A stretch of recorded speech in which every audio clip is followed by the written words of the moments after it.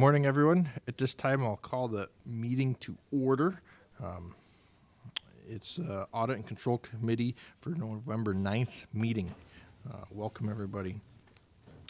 If everybody has had an opportunity to read the minutes from the 10/19 meeting, I'd entertain a motion to approve.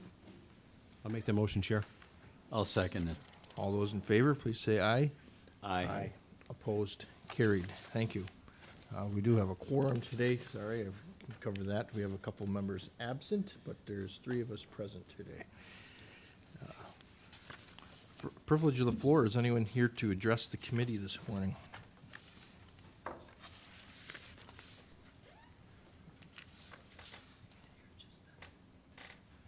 Not seeing any takers. We'll continue into our agenda. Item number 1 is a tabled resolution, and in order to discuss this, we would need a motion to remove it from the tabled position. If you are willing to do that, we can discuss it. I'll make a motion to take this off the table. And a second? I'll second that, Chair. All those in favor, please say aye. Aye. Aye. It is removed.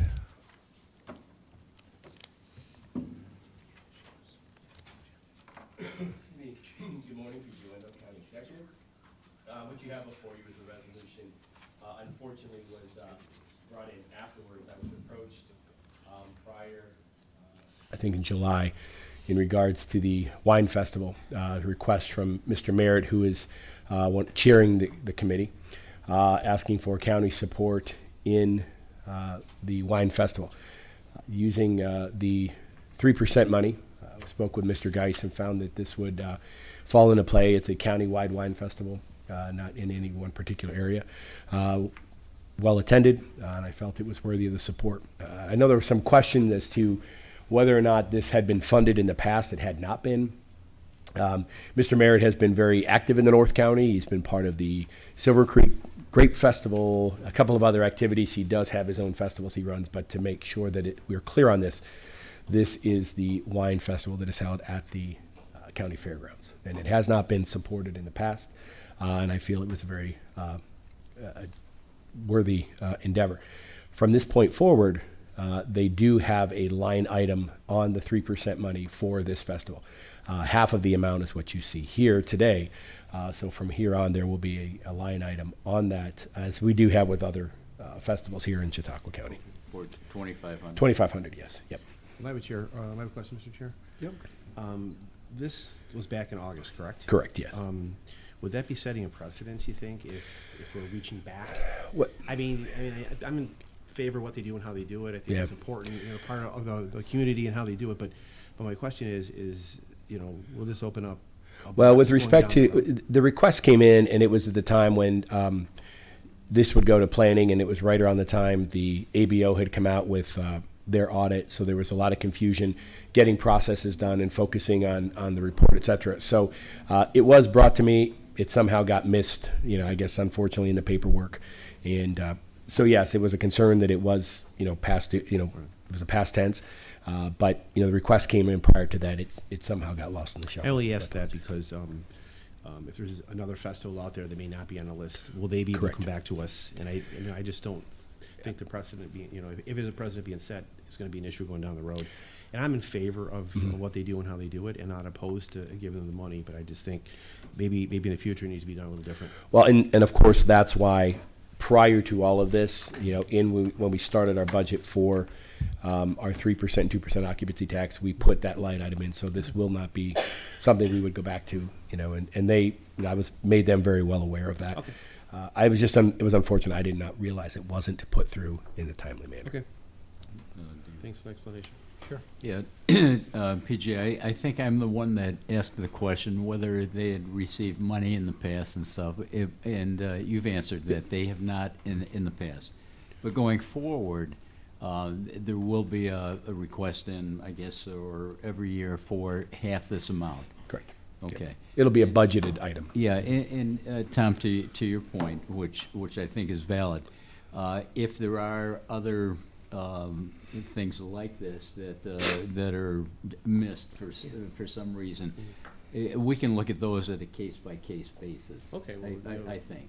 All Okay. right, I just don't want like a flood of things to come Yeah, before us. yeah, you don't want to set a precedent. Exactly, But that's we right. we can look at those if and should they Okay. arise. That's fair. Okay, I think.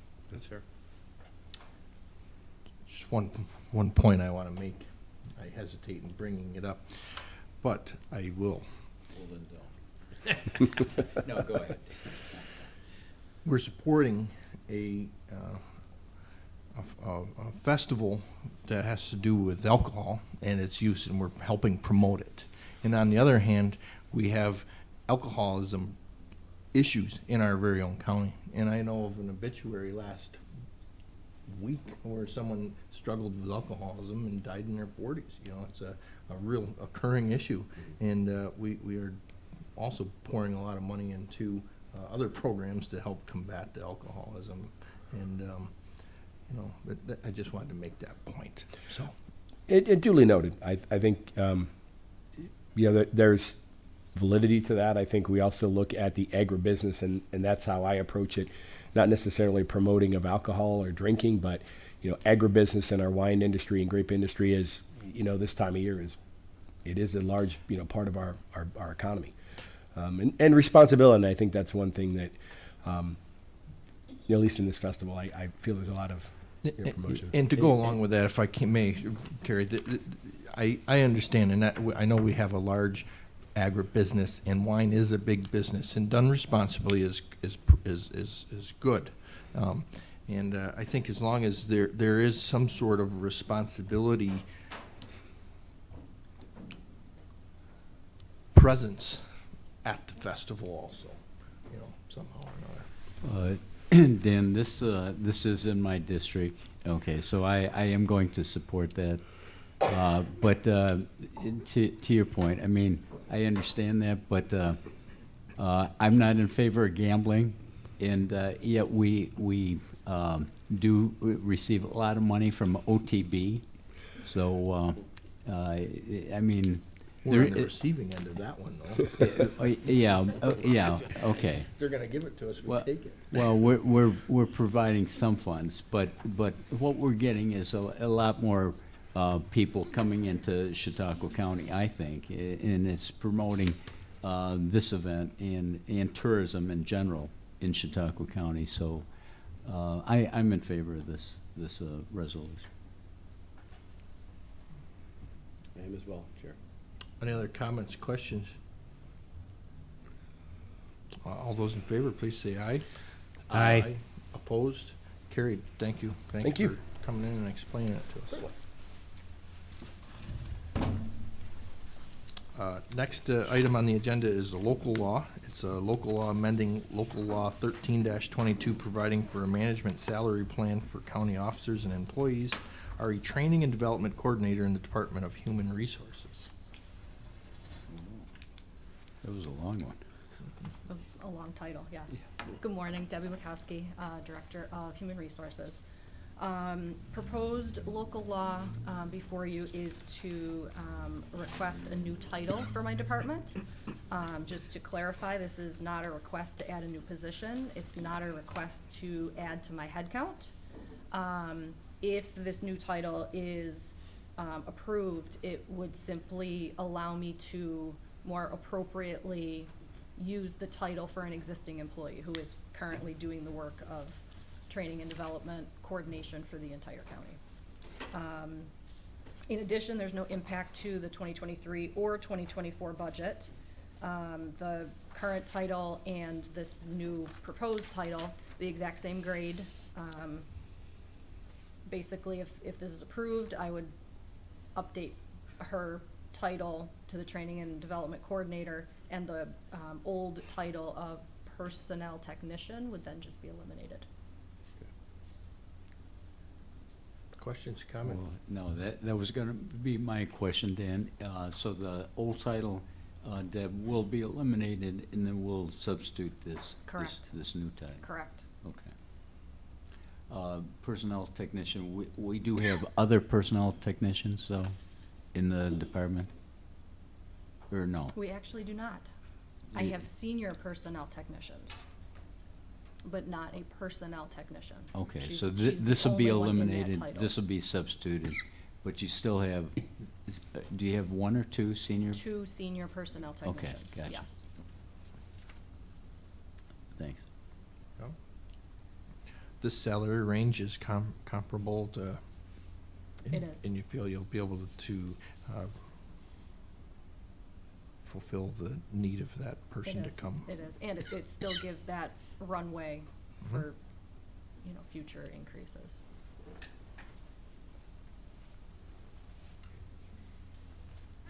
Any other questions? Okay. Thank you very much. Thank you. Next item on the agenda is proposed resolution number 3, is amend the 2023 budget office of the county executive. Let's take a look at this one.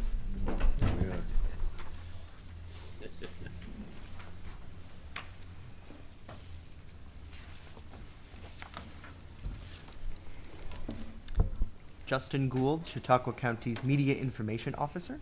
And PJ Wendell, County Executive. So, since I started on June 1st, we have a surplus of unused Media Information Officer salary that we'd like to use a portion of to purchase some additional gear to better promote our county.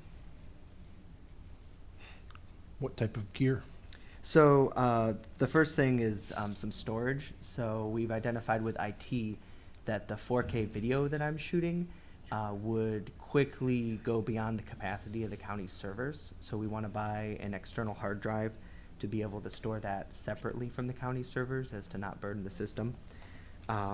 Some gear like lights. So currently I'm using my own personal equipment that I brought when I came on. So we would purchase a lighting kit, which would allow the county's own equipment. And then if someone were to come into this role, they'd have that gear, obviously. Some additional live video switching. So one of the things that we have done through gear that I also have is Zoom press conferences. So media from outside of our area can participate with high quality video. So we would buy some gear for that, and then a few various wires and cords that we would use for press conferences and other events as well.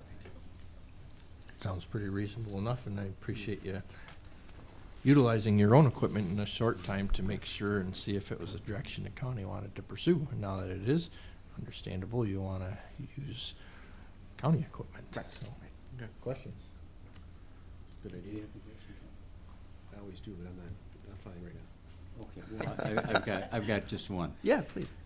Justin, will any of these funds be used to do a documentary on Tom Harmon?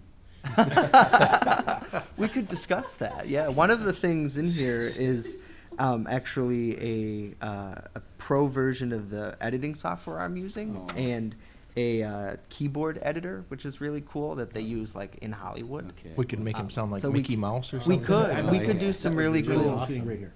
enhancements. I can't wait to see it. Sounds good. Okay. I think one of the things to kind of point out too is, Justin has done some information sharing with international news organizations. In the midst of the fire at the Colony facility, a great deal of media was asking, and they had one point person. So it wasn't, and basically they were able to stay out of, the line of activity that afternoon. God forbid we have anything else. It's what we've had as a point contact where they go to one person. As you know, the position, although it came up as a controversy this year, the position was passed unanimously in last year's budget. With Justin not coming into the role until June, there was a significant vacancy savings. This $7,100 is a small portion of that. But, he's done videos for mental hygiene. There's some things that are going on a national level. And the expertise and quality of Justin's work is astounding. And we've received several compliments from media throughout our media market right here. So I feel it's money invested. And again, something that is going to put the county in a better light, if you will, pardon the pun, going forward. I agree.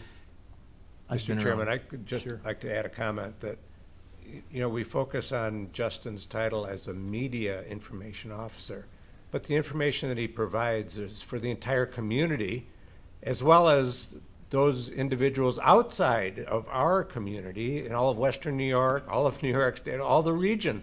So we focus on him as providing information to the media, but the information he produces and distributes is for the entire community. And in full transparency, every day I come in, I try to put that at the forefront. I think, you know, if county residents want to know what's going on, why wouldn't they go to the horse's mouth?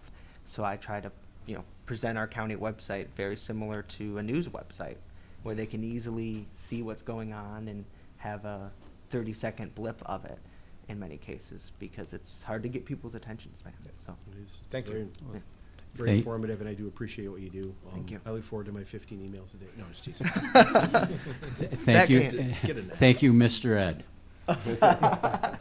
Well, and I've been in county government long enough to know that in a few months, you'd probably be asking for PPE because you're going to these dangerous scenes and stuff like this, and you gotta be protected, and then what else can we add onto the list? So but good, I'm glad that you have the coverage and everything is going well, so. Thank you.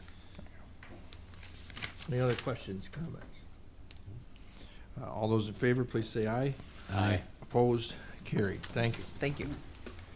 Next proposed resolution is Office of Emergency Services 2023 Budget Amendment.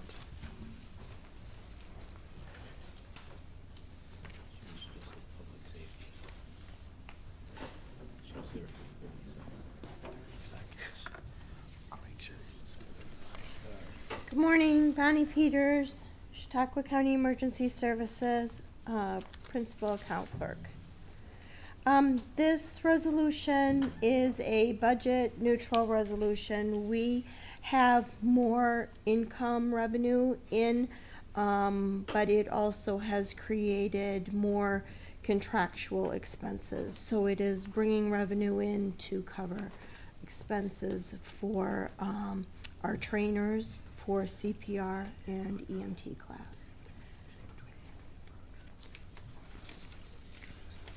Bonnie, overall, how is the revenue doing for the department in sense of, you know, are you coming in close to budget?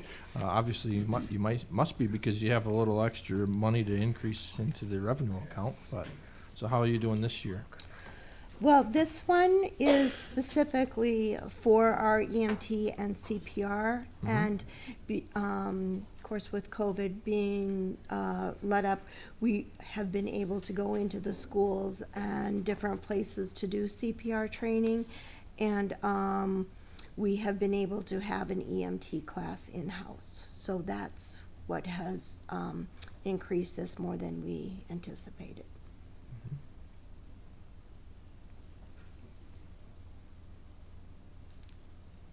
Questions, comments? Bonnie, just a quick question. Do you know how many EMTs are in your class? I Is it- don't, I'm sorry, No. I don't know that answer. Okay. Nope. I took it, but it was many, many years ago. Well, do you want me to see if We they don't have work a on dinosaurs refresher? anymore. No, I I'm can too check- old now. I'll check for you, Terry. Thanks. No more questions, we'll vote. All those in favor, please say aye. Aye. Opposed? Carried. Thank you.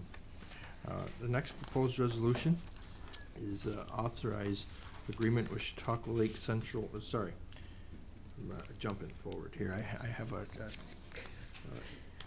Wanna get things rid of me? circled, and that was, I was jumping right to it. So the next one's 4, actually. It's the Office of Emergency Services 2023 budget. We did that one. Yep. So Number 5. now we're on 5, and it's amend 2023 budget for EMS.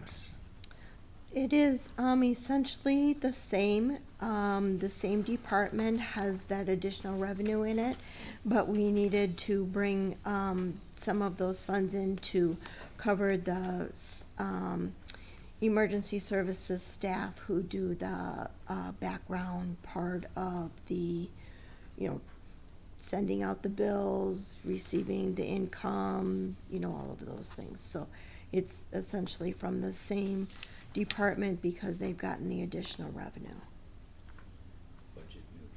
Budget neutral. Like that part. Sorry, I should have started with that. Looks good. Questions, comments? All those in favor, please say aye. Aye. Opposed? Carried. Thank you. Thank you. Have a good day. Thanks. Took me longer to get to the right one. Our next proposed resolution is number 6, and it's authorized lease of cage and office space at 201 to 209 East 4th Street, Jamestown, for Chautauqua County Sheriff. And if you notice, there is an amended version that is on your desk that is not in the packet, and there's what has been changed is an addition of a whereas clause and the strikeout of just an addition whereas clause.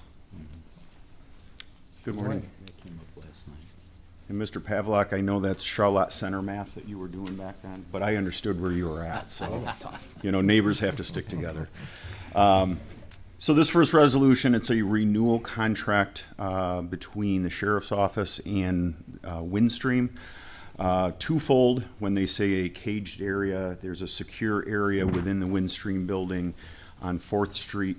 Not to get too technical, but basically all 911 phone lines go into that building before they come to us to be answered.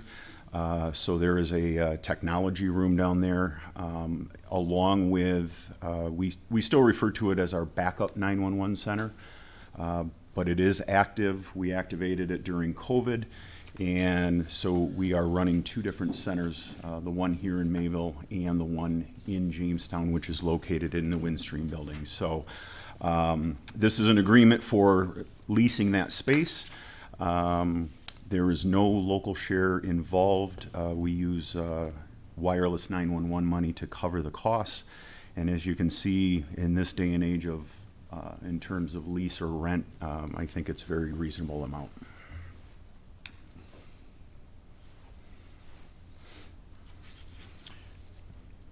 The wireless 911 money, is that a state, federal grant? What is that? Where's that?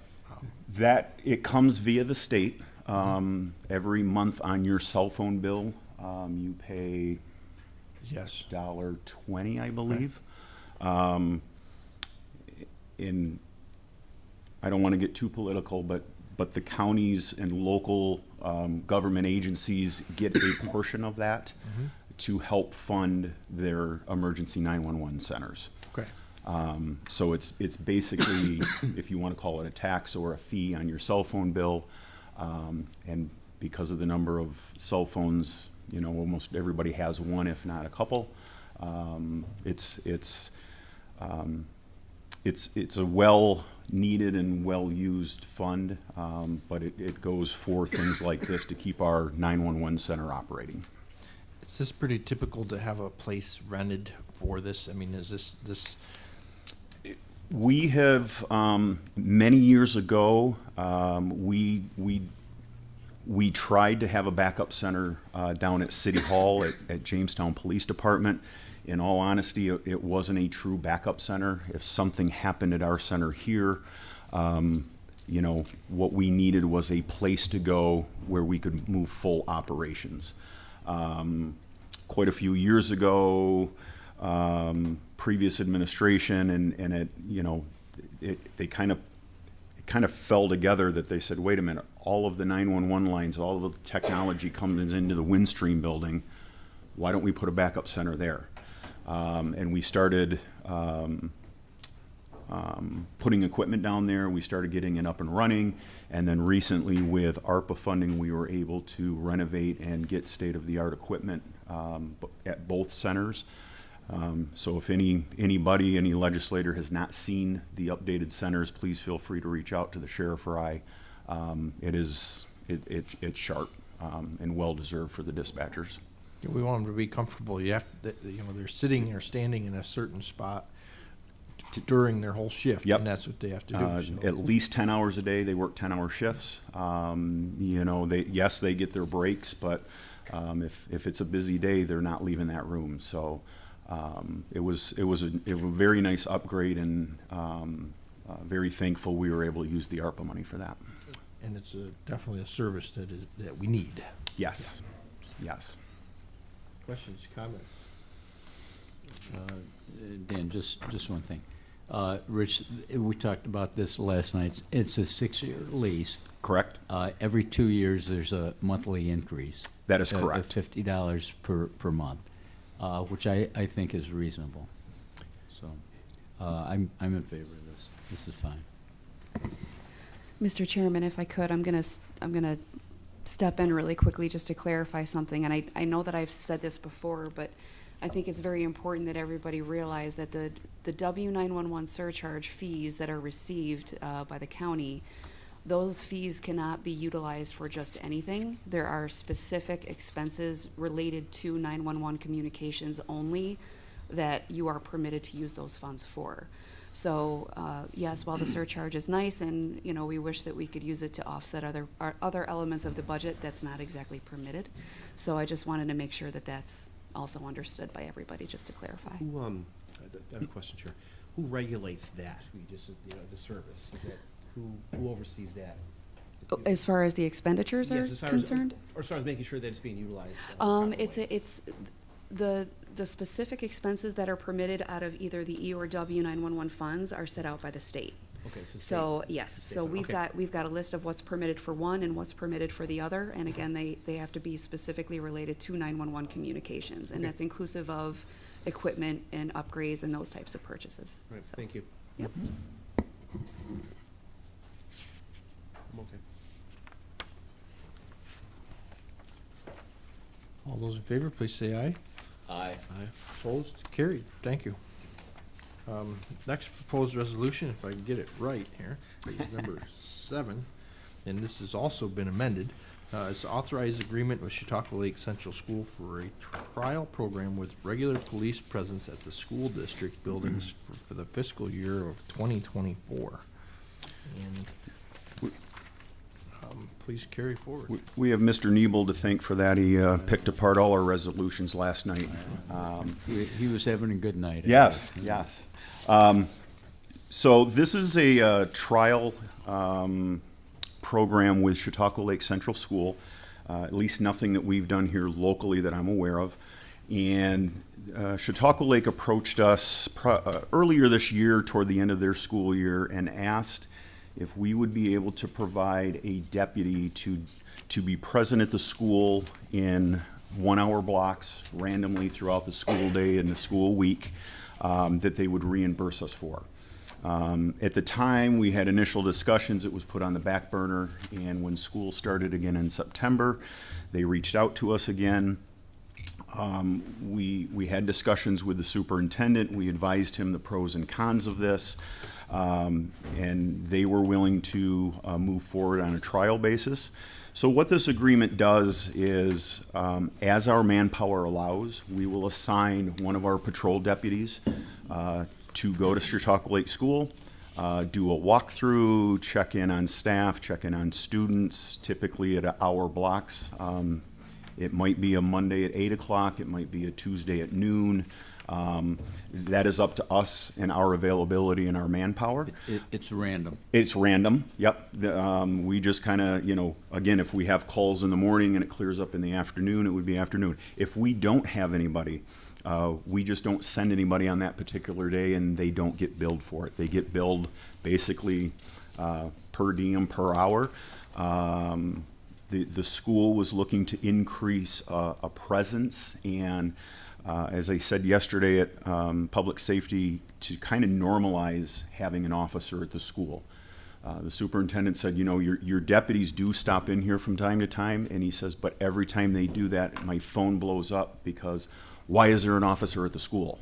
And he says, they're just doing a walkthrough. They're just checking in. They're just making a presence. So a combination of just having a presence, having somebody available, and again, the school was very agreeable and understanding that if there might be 2 or 3 days in a week that we don't get somebody there, and they were like, that's fine. Just don't bill us, and as your officer is available, have them do a walkthrough. So we're going to try this. Set the cap at $10,000 for next year, just an hour here, an hour there, and if it works, we will fine tune it. If it doesn't work for either party, we'll end the agreement. That's fair. Well, and I think in the cover, the police presence in the schools is good, and I always have been a supporter of that. And even in our recent week, we had an incident at one of our high schools that, the police presence is good, and I think it will maybe even help mitigate some of those issues before they ever arise. You won't completely ever do that. No, but- no. And that school had a school resource, full-time SRO, and it still happens. But again, and there aren't any specific issues at Chautauqua Lake. We get called there occasionally like any other school, but it's just, I think the administration just wanted to kind of normalize it and have a regular presence that they could count on. And this is above and beyond the presence at sporting events that you already do, correct? That is correct, and that actually is the next resolution. Okay. 2 separate agreements with Chautauqua Lake. Okay. Yep. I just have one question, Mr. Chair. This random, will this be, your sheriff's going to do it. Will it be a designated officer, or will it be zone, or whoever's on the shift that day, whatever you need to do? What we're going to try to do is limit it to about 3 officers, so there's some consistency on who's there on our day shift. But we have, maybe there's vacations, maybe they have weekend or Tuesday, Wednesdays off that week. And that was one thing, they wanted a little bit of consistency. That makes sense. So we're going to limit it to and try to have the same 2 or 3 officers do these walkthroughs. Now, will the officers have to be trained in any way other than, because resource officers, it's a different game for them. They want to, they choose to want to be there and do that. Correct. Is this something that you're going to have an issue with officers or not? We're not looking at additional training just because they're not necessarily getting into the classroom. They're not, yes, they will be available to talk to kids or talk to parents or teachers, but since they're not there 40 hours a week, in and out of classrooms, in and out of different instructional blocks, and it's more of a presence, I don't foresee any additional training for them. So the school system's they're not unopposed to just random stops in at the school for officers walking through? Not at all, and we try to do that with all schools, and again, unfortunately, it comes up every month. It's manpower, it's low numbers, and like I said, a lot of our deputies would stop in that school at Chautauqua Lake on a regular basis anyway. This just kind of puts a little more consistency and a little more, in the honest, September is great. You see police officers in schools, all around the county and no matter what district. And then as the school year goes on, things get back to normal, and we have to remind our officers, make sure you're getting out there. So this is obviously a little incentive to make sure we're doing that. I think it's a great program, and I'll be in favor. So for sure. Okay. I think it helps the schools too a little bit because a lot of them want an SRO, but they don't want to have, they can't afford it in their budget or don't want to spend the money in that specific area.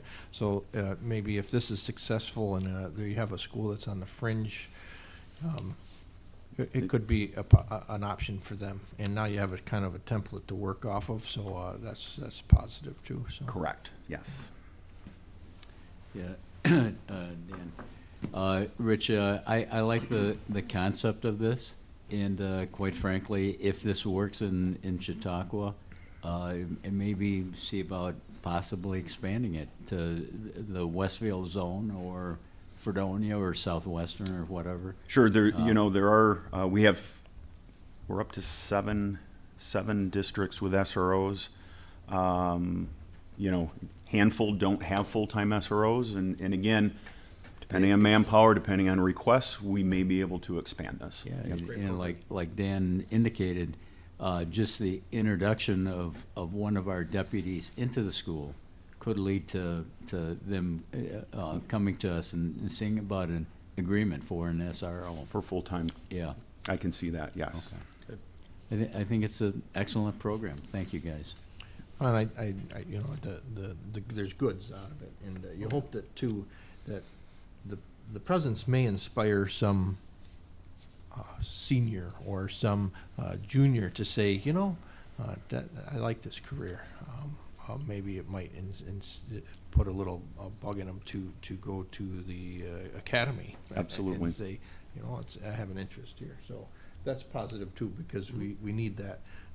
We need it in our local police departments as far as comes to our city departments and our town departments that we have in our community. How many police departments are within our county? 6. You know, and they're 6 all, full-time and 1 part-time. Well, besides the sheriff's office and state police, so. and all 6 of you have a hard time filling positions. And, Yes. you know, Yes. like the city of Jamestown is contemplating giving bonuses and stuff, but they you know, they're hesitant and reluctant because they don't want to steal people away. And you do the same thing, so it's a courtesy between them. But they want to deter someone from Buffalo or Albany or whoever, you know, they want to have someone relocate. But It's, you know, promoting it right in our own county is good, and this is a way to do that. Very competitive lately, yes. Yes. Any other questions? All those in favor, please say aye. Aye. Opposed? Carried. And proposed resolution number 8 is authorized agreement with Chautauqua Lake Central School for enhanced police protection services fiscal year 2024. This is a renewal of a recurring contract with Chautauqua Lake.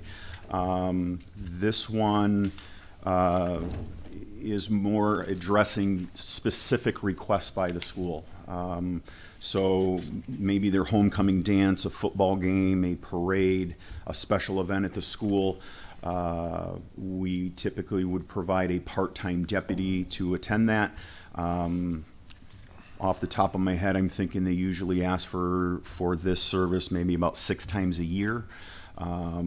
And then we provide a part-time deputy to attend that dance or football game.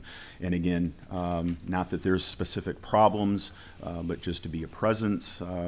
Some of the games, some of the basketball games can get a little chippy depending on who they're playing, but it's more so for the presence and having somebody present, you know, at these events. So this is the one you were referring to, Mr. Pavlock, that we've had this in place a couple years with Chautauqua Lake. Just to state the obvious, but I mean, even on the last one, we have an hourly rate of $48.80, and on this one, we have an hourly rate of $47.46. So it's I mean. So part of that is with this one, which is a part-time deputy. We included a vehicle cost to that. So if they're attending the school, the football game, the dance, the patrol car is going to be there. We did not necessarily include that in the previous resolution because that is going to be a deputy that is already working, that is working a zone. The school isn't, that car, that deputy's equipment is not specifically for Chautauqua Lake, where this one is typically 4-hour blocks. They're getting that part-time deputy, they're getting that car, they're getting that gas. So that's why the numbers are a little bit closer, but not exactly the same. A lot of thought and time goes into I- getting that number. I look at those spreadsheets and my head spins, and that's why I trust the experts on that one. Questions? That's why we have Jen. Exactly. I wasn't going to give her too many compliments, but No, I hear that. She works overtime. yeah. Like last night. That's that administrative fee that we see in there. Yes. All the Excel spreadsheets. And we hope it all is correct and works We- out. It's all a guess, and then we fine tune. Right. Questions, comments, others? All those in favor, please say aye. Aye. Opposed? Carried. Thank you. Next proposed resolution is number 9, which is authorized agreement with various towns for court security fiscal year services 2024. This also is recurring for many years.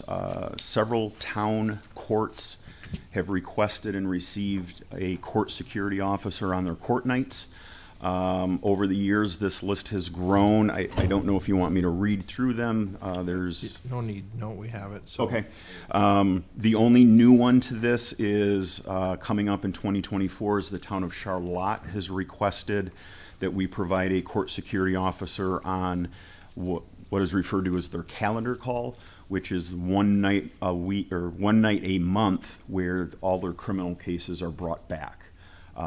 So some towns, for example, North Harmony is $8,000 limit. That is, we are there once a week on every court night for them. But the town of Charlotte says, we don't want one every court night. We just want one on calendar call when we have a lot of people, a lot of criminal cases coming in. So these are part-time deputies that also work security in this building, in the family court building, and then they are scheduled for these town courts, and we bill them appropriately. Do you know if how these towns ascertain the funds for this coverage? Do they get grants specifically for this? Do they get different funding from the state? Is it a cost to the town itself? I'm just curious. I honestly can't answer that. Okay. I don't know for sure if they get any sort of funding. I don't remember. It's been a while. Questions, comments? Dan, Rich, $1,500 for the town of Sheridan, that seems kind of high to me. I'm thinking it should be a lot lower than that. We're but- reviewing that. Oh, are you? Okay. You know, looking at the Nebel discount up there, so There we'll you see go. what we can do. So it may be 2,000 then. Yeah. Yeah, we'll have to check that spreadsheet. The town has doubled one specific property tax that I know of to cover that. Wonder where that Some is. crooked real estate business. I don't really know where it is. See that? Is there a reason why? What? I just noticed the town of Hanover's not on here, so you don't like us, or? No. They have their own. They hire their own I know town. I know they do, I'm just giving you a hard time. So, in just point of interest, the town of Sheridan is the lowest on there. And over the years, they have their own court security. And there was a couple of times where they were not available or they got sick, so they called us to fill in last minute. And without a contract, we're like, we really can't do that. So, I don't even know if they've used it once or twice this year. That's just kind of as an emergency if something happens. He's just looking for a discount for the town of Hanover. It seems to be that corner of that county. Well, it could be. Settle down, Nebel.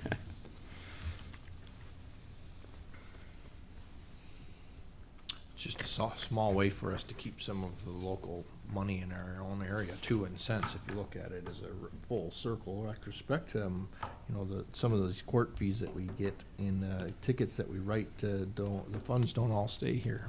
And quite honestly, this is a little extra way that it does.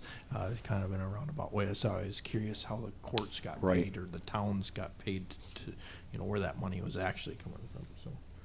And I do know a lot of the courts that don't have, Sheridan, Gary, Ripley, these are just off the top of my head, they have their own court officer on their court nights. But again, I don't know if any of that comes through the state or grants. I'm not 100% sure.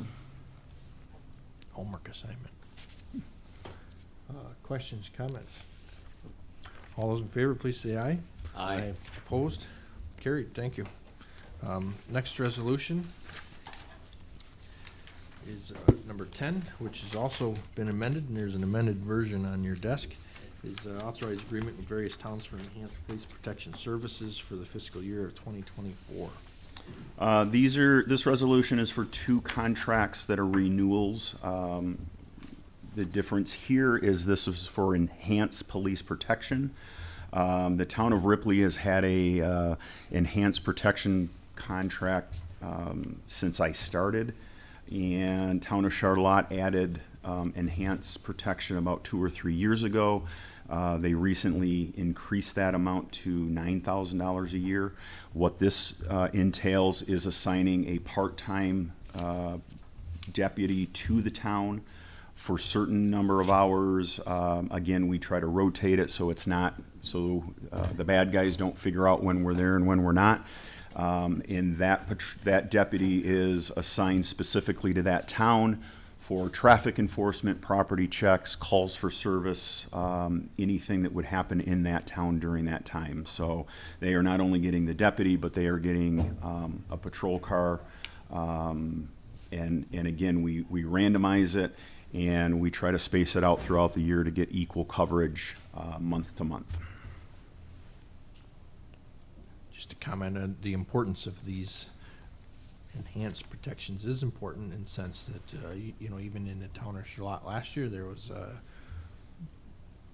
There's bad a homicide. incident. There's Yep. a homicide. Yep. And, you know, it's sad, the situations, but it's needed. And our communities, you know, you hope that would be zero and they don't need any, but they need it, and a lot of these communities do. So it's important that we can offer it and help them with some extra protection, and hopefully it helps. And I joked earlier, as a resident town of Charlotte, I'm all for it, and I like, you know, I mean, obviously I'm tainted, but I like seeing the red and white patrol car and knowing that they're close in case there's something that happens, or might prevent something. But Get a lot of random burglaries out into the country too. Yes. That sometimes not everybody isn't not home, you know, so Just you need a quick response. For some of two those. days ago, we made a, you know, middle of the day burglary arrest. I can't remember, I think it might have been town of Stockton, but again, residents weren't home, somebody stopped, and it's everywhere, unfortunately, but yeah.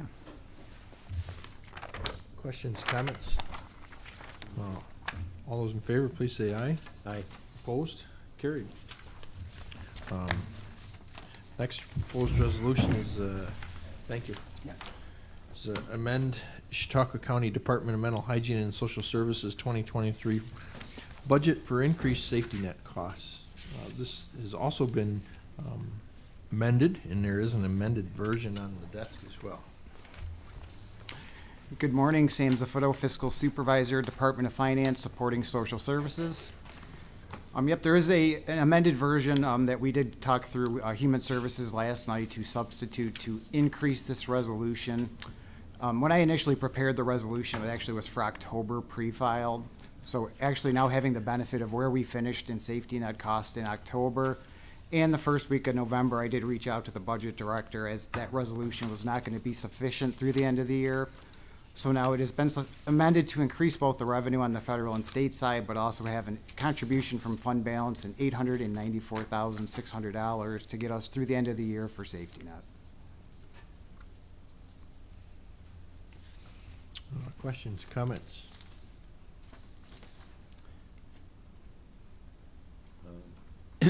Sam, I'm glad you, these latest figures that you have reflect, I guess more accurately the. Yeah, the as I've figures. gotten more experience, but this also had, because we had saw kind of a dip in the numbers in September, but they increased back in October to an expense of $800,000. Well, I'd rather see us make the adjustment now than sometime next year, so. I agree with you, Terry. Yeah, so thank you, Sam, for updating us with the figures. And I'll make a comment too. I know over the last few years, if you look at a historical trend, this account has been really hard to predict, and it's been up and down. And I know last year during budget discussions, we had kind of a grim outlook on a few other unknowns, and this was also an unknown, and I'll admit that, but we didn't know the direction and how much to add or not add. And I think at the time we thought that whatever the differences is, it could be utilized out of the fund balance at the time, or we knew that we probably were going to experience some personnel savings throughout the year, which we did utilize. So, you know, I think moving forward this year, we have a more positive planning, and we've included a better increase in the budget, but it's not guaranteed. We could be faced with the same sort of adjustment next year, so, Yep. or we have an overage, which is good too. Yep. But Yep, we will see. questions, others, comments? All those in favor, please say aye. Aye. Opposed? Carried, thank you. Thanks. Thanks. Next proposed resolution is amend the 2023 mental hygiene budget appropriations to account for increased costs associated with mental hygiene law 4303.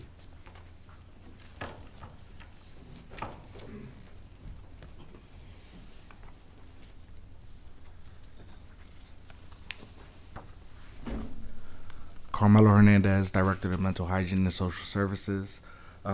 This is to amend for the 730 mental hygiene law, and I actually have some information that we spoke about last night, so I actually have some updates as well.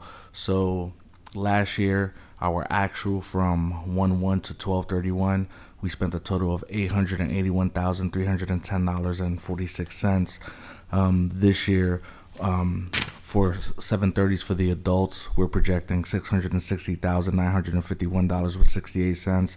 Our youth that we were able to place in OPWDD, his total will be $72,666.45, which will bring us to our hospitalization total for this year, $733,618.13. So we're able to bring it down from last year. However, there's something I did want to bring into context. I have data here from across the state, but I went and did a little bit more and just focused on the western part of Western New York in terms of the 730s, because we are lobbying at the state level. And I have it here, Cattaraugus County last year was only $591. And this year they're at $175,000 year to date in terms of the 730s. For Erie, it was 3.5990126 last year. This year they're already at 4.235. Allegheny was 1.3 million last year. Sorry, Allegheny didn't report yet. That was Albany. Allegheny has not reported.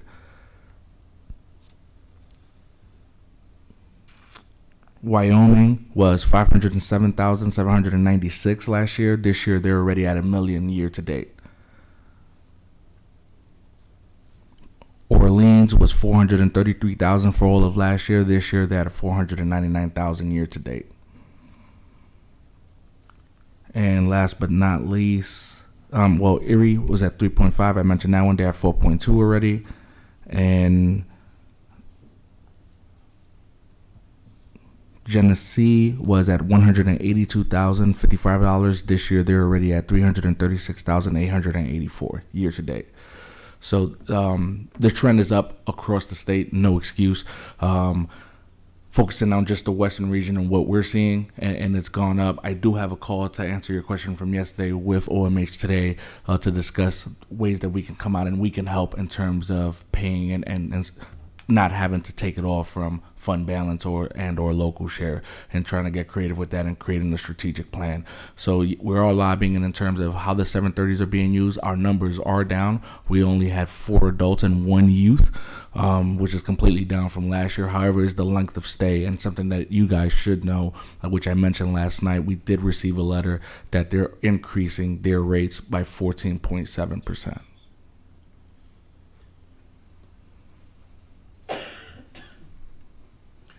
So just a comment is, we don't want, I don't want to make it feel like you're in the hot seat and trying to have to sell us to make this approval, in the sense that this is something that we have to cover. Mm-hmm. And the hard part is, obviously, is it's expensive. And you know, and it's an unknown because you don't know who's going to be put into the system. So, you know, it's something that the county just has to pay for in a sense. But is it going to be 500,000 this year? Is it going to be 1.5 million? And that's a big variance. And, Yes. so it's really hard to budget and plan for. So it's a challenge. And also, we want to make sure that we are doing our homework in the sense that if we can help improve the way this is utilized, in the sense that if there's other options for these people instead of placed into this, and it's better for both, or you know, we just want to make sure that we're on that. And it sounds like you have, and you're doing the research and trying your best. So I guess along with that, we just have to kind of continue to support that and continue to make sure we're doing our homework on this. So it's a challenge. Questions, comments?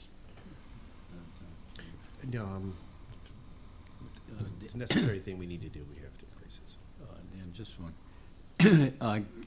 Carmen, did you say we currently have 4 adults and 1 youth? Yeah. In this program? Yes. For beds, for when it comes for the Office of People with Developmental Disabilities, basically almost 0 to none. And when it comes the last 3 years, we've had 0 youth. We had a situation come up in March of this year where myself, the sheriff, DSS, CPS, we worked diligently, and we were able to place this young man. And then we received a bill approximately like a month ago. And the bill, we're projecting it to be at the end of December it'll be a total of $72,666.45. So the young man plus the four adults puts us at 5 for the entire year. All right.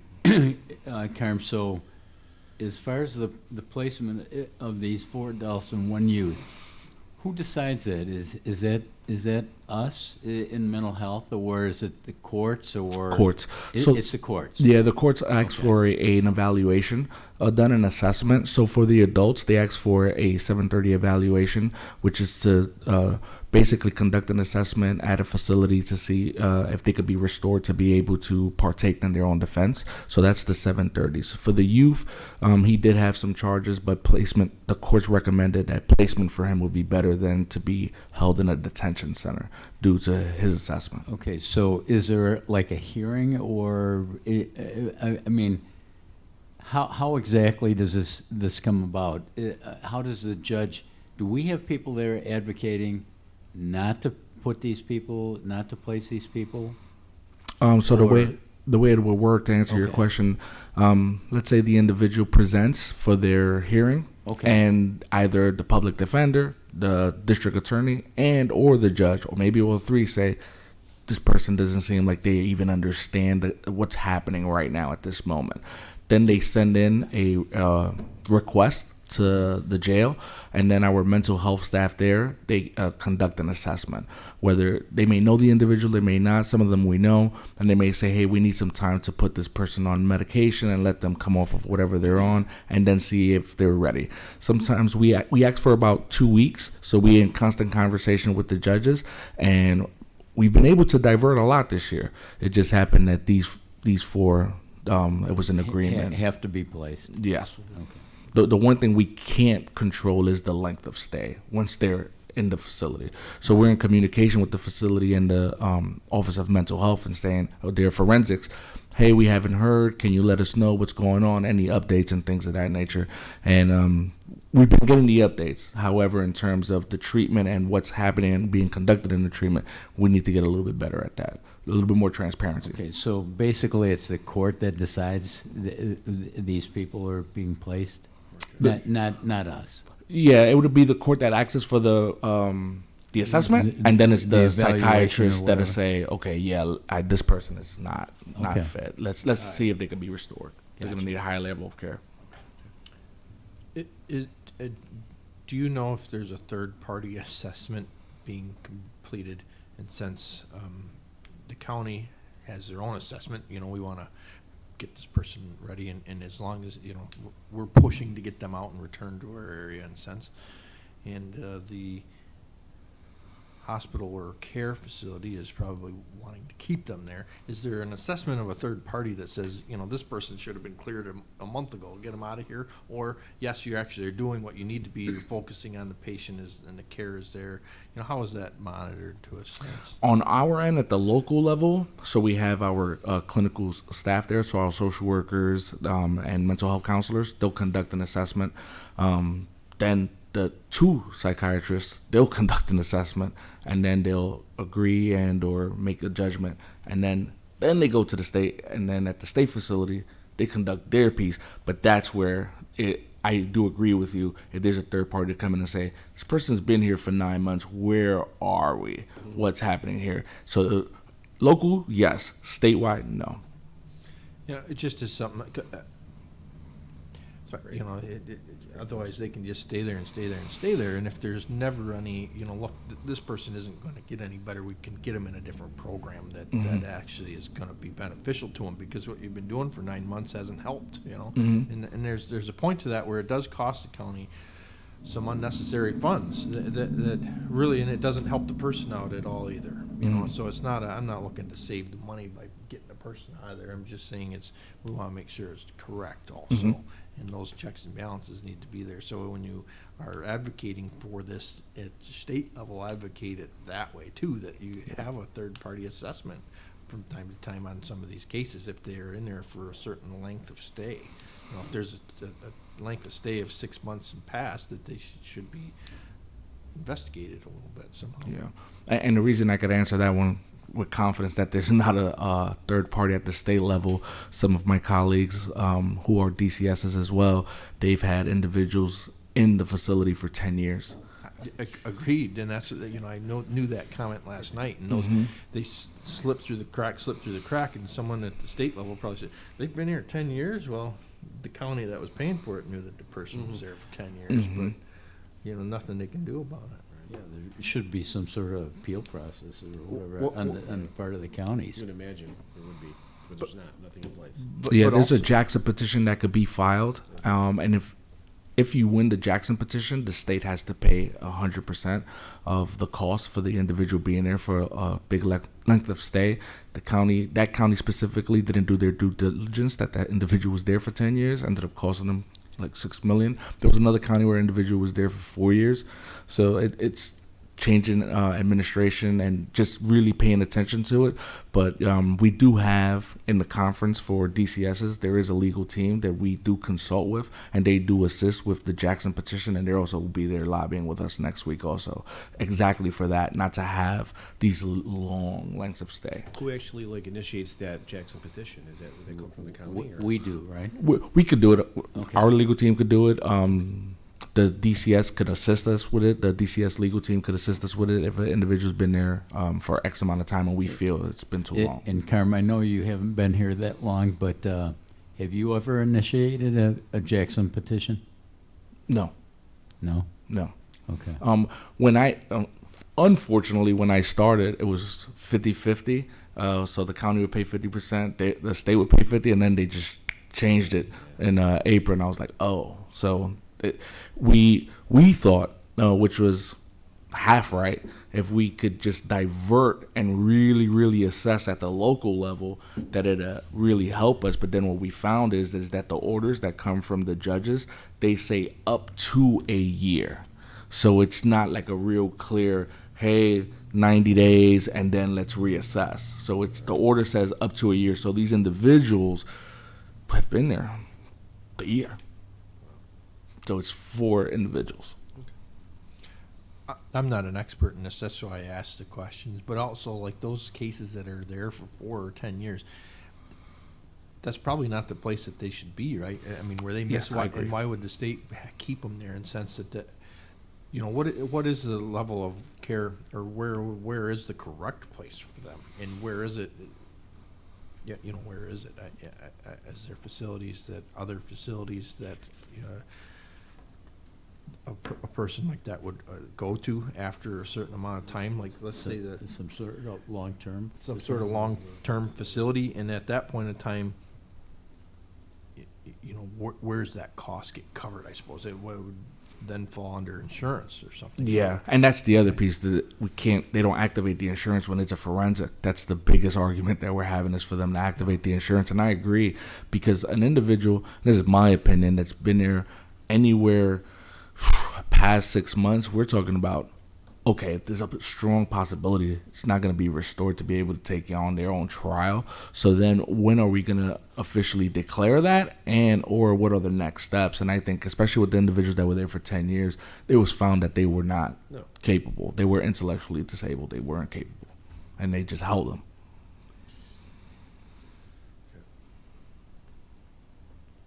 Sad. It is. Carm, one last question. Do you think we ought to take a look at any of these four adults or this youth to see if we should file a Jackson petition on their behalf, or have they not been in the facility long enough to do that? I actually had a conversation with the CEO for the adults, most definitely, and they're about to be sent back. So they have been deemed to be able to take part in their own trial. So, 2 out of the 4? Yeah, they've already been deemed to come back, and we have another call set up to find out what's the status of the other 2. The youth, well, most definitely, because this bill we just got it like last month, Okay. so we're gonna jump on that one and see what's the status and where we're at with that one. All right. Thank you. Mm-hmm. Any other questions, comments? Thank you for informing us about the information. You know, I'm just a simple contractor. I know nothing about all these intricacies with the mental health things that we've faced with. So you've educated me more this morning, and I am more knowledgeable to make educated decisions. So thank you. But as a contractor, he's thinking about building a facility, so he'll know a lot more about it. For the kind of money, we can have closets for those 10-year patients. Jeez. I agree. And one of the reasons I conduct the research, and I think it's important for all of us to know, is I was under the impression, like, man, we've got to be like the highest in the state. This is not good. And as we started looking at the data, I was like, oh, well, we're not that bad, but man, we suck as a state. So it's really just looking at all of it. And I think it's important to help us make those informed decisions. All those in favor, please say aye. Aye. Opposed? Carried. Thank you. Thank you. Next proposed Thanks. resolution Thanks, Carm. is the amend the 2023 budget to purchase promotional items for the 2024 total solar eclipse using funding from the 3% occupancy tax reserve. Good morning, Stephanie Nick, Special Projects Coordinator with Planning and Development. So this is to amend our 2023 budget to purchase solar glasses for the solar eclipse that is happening in 2024.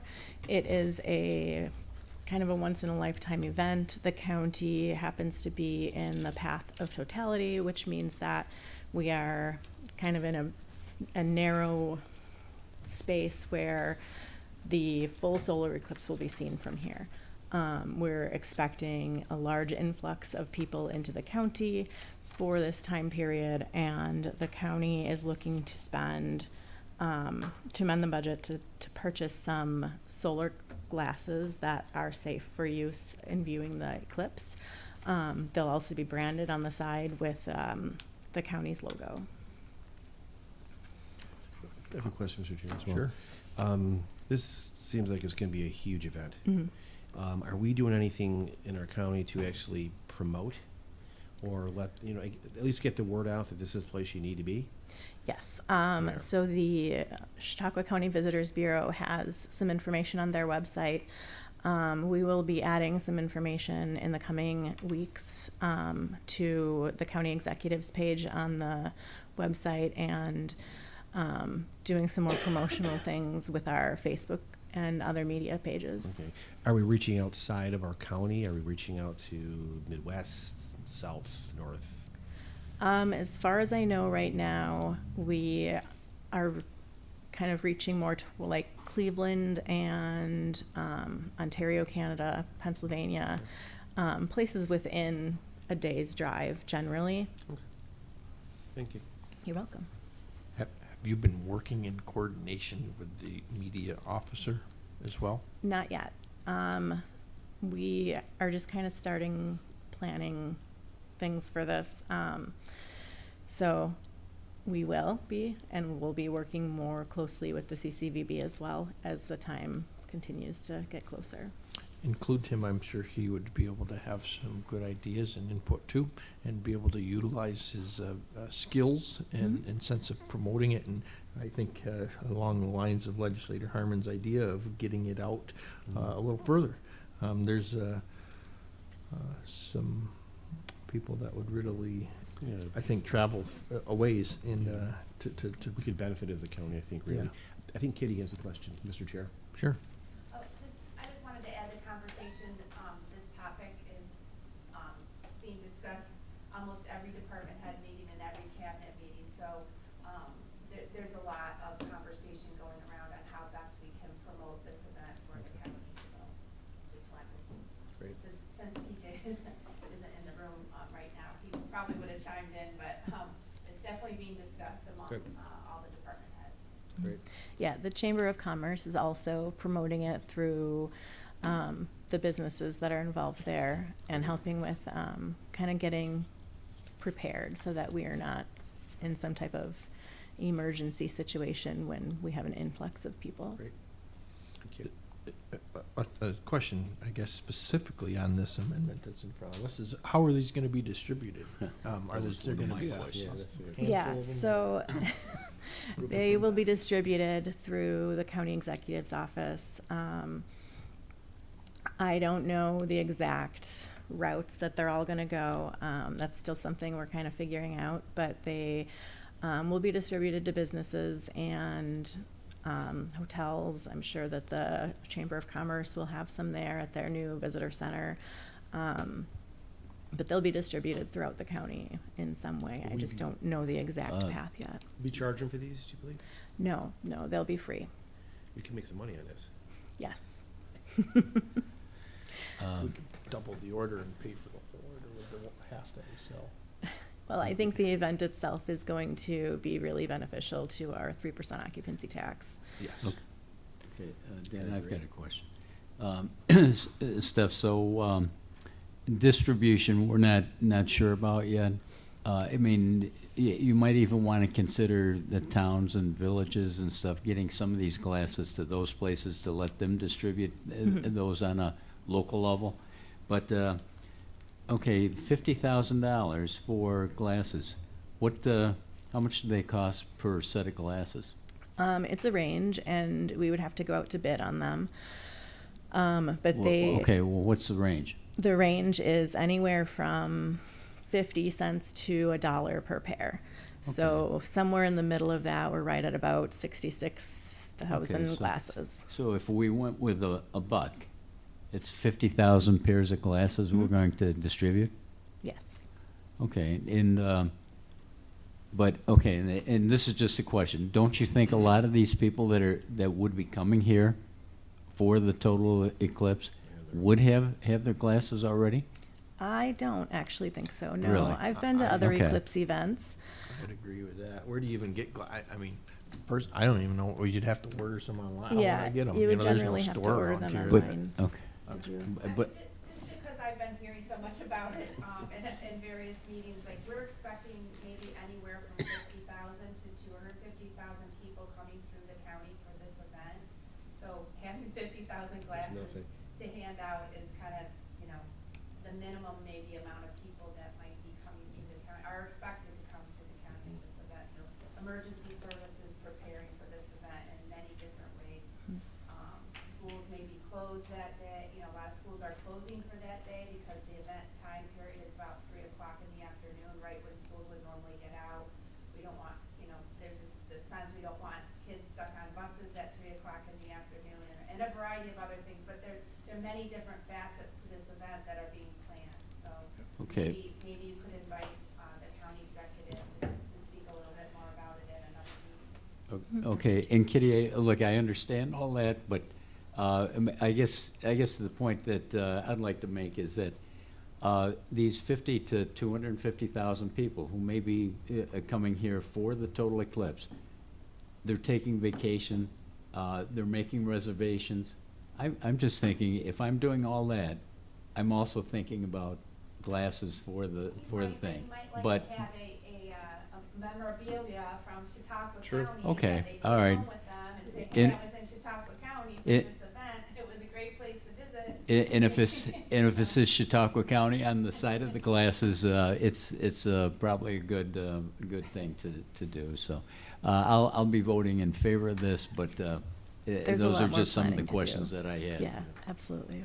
I think the sewer and water district should apply for a temporary grant or a temporary business certificate and have a kiosk and sell them.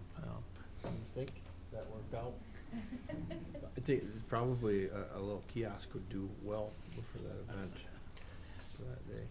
And I'm sure some of our local businesses already are I'm sure they're already working on it. working on it. I think Yeah. the library has purchased some of their own glasses as well.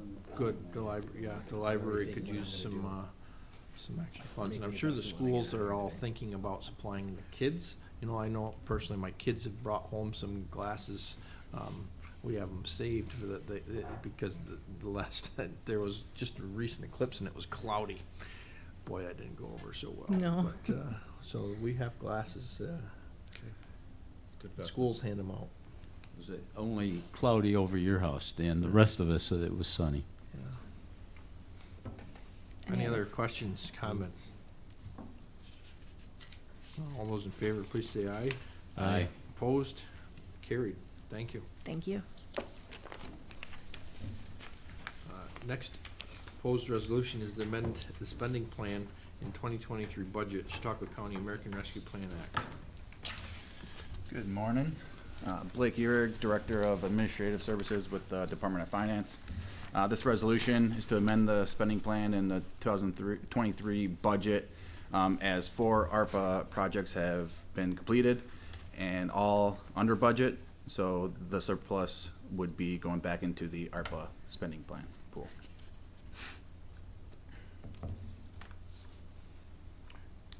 What is the surplus amount? Do you have Just that under specifically? 120,000. Okay. And is there currently active projects waiting for those? Yes. That can be moved right up and processed right along? Yes, absolutely. The next meeting is next Wednesday, so I'm sure that will be a topic of discussion. And just for our knowledge and remembering, these funds have to be expensed by, what's the end date? It needs to be obligated by December 31st, 2024, but it could be expensed through 2026. So we have one more year of being able to come up with projects and spend the money that we have. Correct. And Yep. obligate it. Yeah, I was gonna say, Obligate obligate it those funds. before end of next year. Yes. Okay.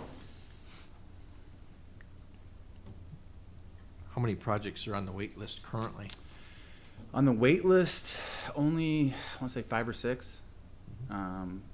So, and there's going to be about 128,000 kind of left to be spent with this 120,000 kind of, getting added back. So we're getting down to the end. So, but as obviously with these projects being completed, as more projects come to completion, hopefully under budget, just going to be continuous to kind of get filling up that ARPA pool, but with urgency, we're going to be making sure that we get everything obligated and expensed out. Do you have, are you aware of any projects that are of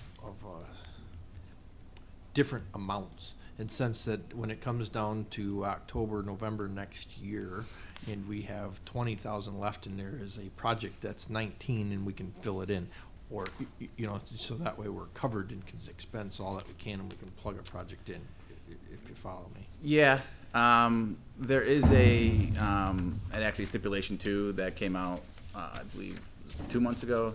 The final rule that any added expense that we have left, if there is more money in the ARPA pool, we can always use it for roads. Okay. To actually fill potholes and kind of on that end. So that's obviously, in emergency cases, hopefully every project is going to be spending down within, the end of next year, so. Well, we'll be able to use the money since Yeah. it's a good use. so- Exactly, And we're yeah. not gonna not spend it, so that's the out. Yes. Questions, comments?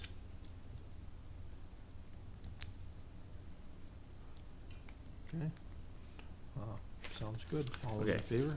And then You got actually, more? one thing to note, with the third quarter being the end of September, the report was submitted to the Department of Treasury. We can discuss that now or wait until, part of other, if you guys want an overview of the ARPA as a whole and kind of talk about that compliance report. But Let's finish our first order of business now. Sure. And the resolution will be complete, and then we'll come back to it. Okay, sounds good. So, all those in favor, please say aye. Aye. Opposed? Carried. Thank you. Thank you. Next, that covers our proposed resolutions that were on the agenda. We do have under 15 a discussion item, and it's pertaining to resolution number 27123. If you recall, this particular resolution has been tabled by the full legislature, and Madeline wants to update us on what she would like us to do in the upcoming full legislature meeting. So no action probably be taken today on this because it needs to happen at the full legislature meeting. You can't. Yes, so just, this is information only. Yep. So Madeline Cantaglia for the District Attorney's Office. As I'm sure you all recall, last month we presented this resolution to you for the authorization of the aid to prosecution funds for 2023 to 2024. When I presented the resolution to you last month, we had looked to contribute the entire amount to fund balance while increasing our revenue, but not increasing our operating budget at all. About a week after I presented it to the legislature, I noticed that our contractual budget is likely to go over budget for 2023. So I requested that it be tabled at the last legislative meeting so that I could make a small adjustment to the resolution before it was passed.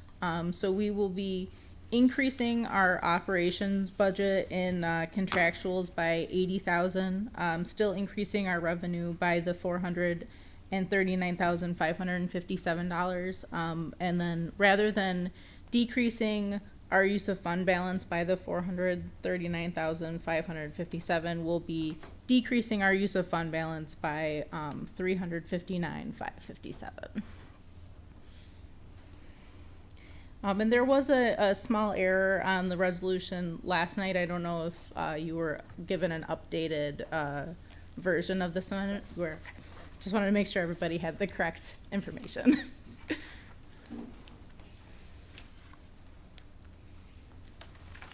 Just a point of obvious, in one instance, we're utilizing 500,000 in fund balance, and on this particular one, we're giving back 400,000, so it's a in and out all the time. Yeah, so we tried to help a little bit. Thank you for trying to help a little. I did have to take some of it back. I see that. Questions, comments?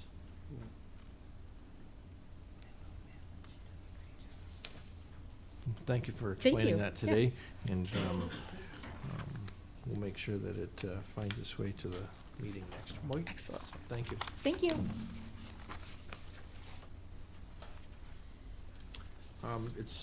We have in front of us a couple of late resolutions, and we can bring those in under, up now. Let's cover our resolutions, so.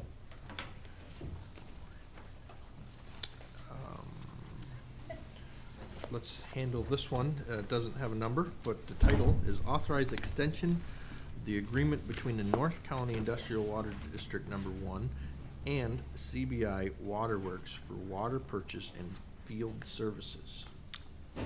Pierre Chagnon, Chairman of the Legislature, and I regularly attend the Industrial Water District Board meetings. Matt Olbeck, Director of North Chautauqua Lake Sewer District, here representing Brian Pearl, the Director of the North County Industrial District. Matt graciously lends administrative support to this water district. Is this the water district having the kiosk with glasses? It's a good idea. It may be. Depends on how much this is for. This agreement is, or this resolution is just to extend the current agreement they have with CVI. There is no increase in cost for, and they would like to extend it for 3 years. Just as same terms and conditions as they've had in the last. So the Water District Board reviewed the agreement and is in favor of extending it on these terms. Pretty rare that there's no changes. So that's probably a good thing, bad thing, I don't know, so, good thing. Questions, comments?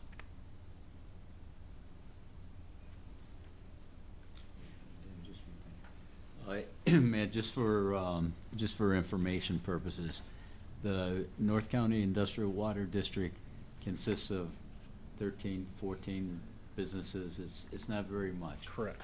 Okay. I think there's 15 customers, I believe. 15, If I okay. remember right, yeah. I should know that. I wasn't sure exactly. Thanks.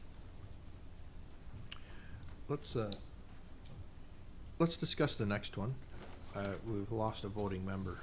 So we'll discuss the next one, we'll vote on both of them after. Okay. And so the next one is titled Amend the 2023 Budget for North County Industrial Water District Number 1 for water tank renovations. Okay, Mr. Chairman, you may recall that when we were discussing the ARPA projects initially, it came to light that the Industrial Water District has a water tank that was in dire need of renovation and repair. They had been struggling for years to try and figure out how to get that done unsuccessfully. So they made a suggestion that we allocate ARPA funds to have that water tank rehabilitated and restored. And as you also recall, this was, I'm going to say pre-COVID, but maybe in early COVID times. And this So- was for $830,000, I think. $830,000. We had an engineer, the Clark Patterson Lee, do a estimation of the cost of that renovation and repair of $830,000. So the legislature allocated that amount of ARPA funds to that project. The water district then expeditiously went out and advertised to bid and took a couple of rounds of bidding to actually get a qualified bid, and the bid came in well over the engineer's estimate, $448,000 over the engineer's estimate. This is a very technical, very specific restoration process that there are very few qualified contractors, and the one that submitted the bid is highly qualified and was able to commit to do the work this year. There was grave concerns that that water tank may not survive another winter. So the ARPA Review Committee reviewed this, and recognizing that the Industrial Water District had an unassigned fund balance that would cover the difference in the bid, they suggested that the Water District apply their unassigned fund balance to make up the difference. And the Water District Board reviewed that, and they approved of that. So this resolution is to, for the legislature to approve of that use of unassigned fund balance for the Industrial Water District for the repair and renovation of its water tank.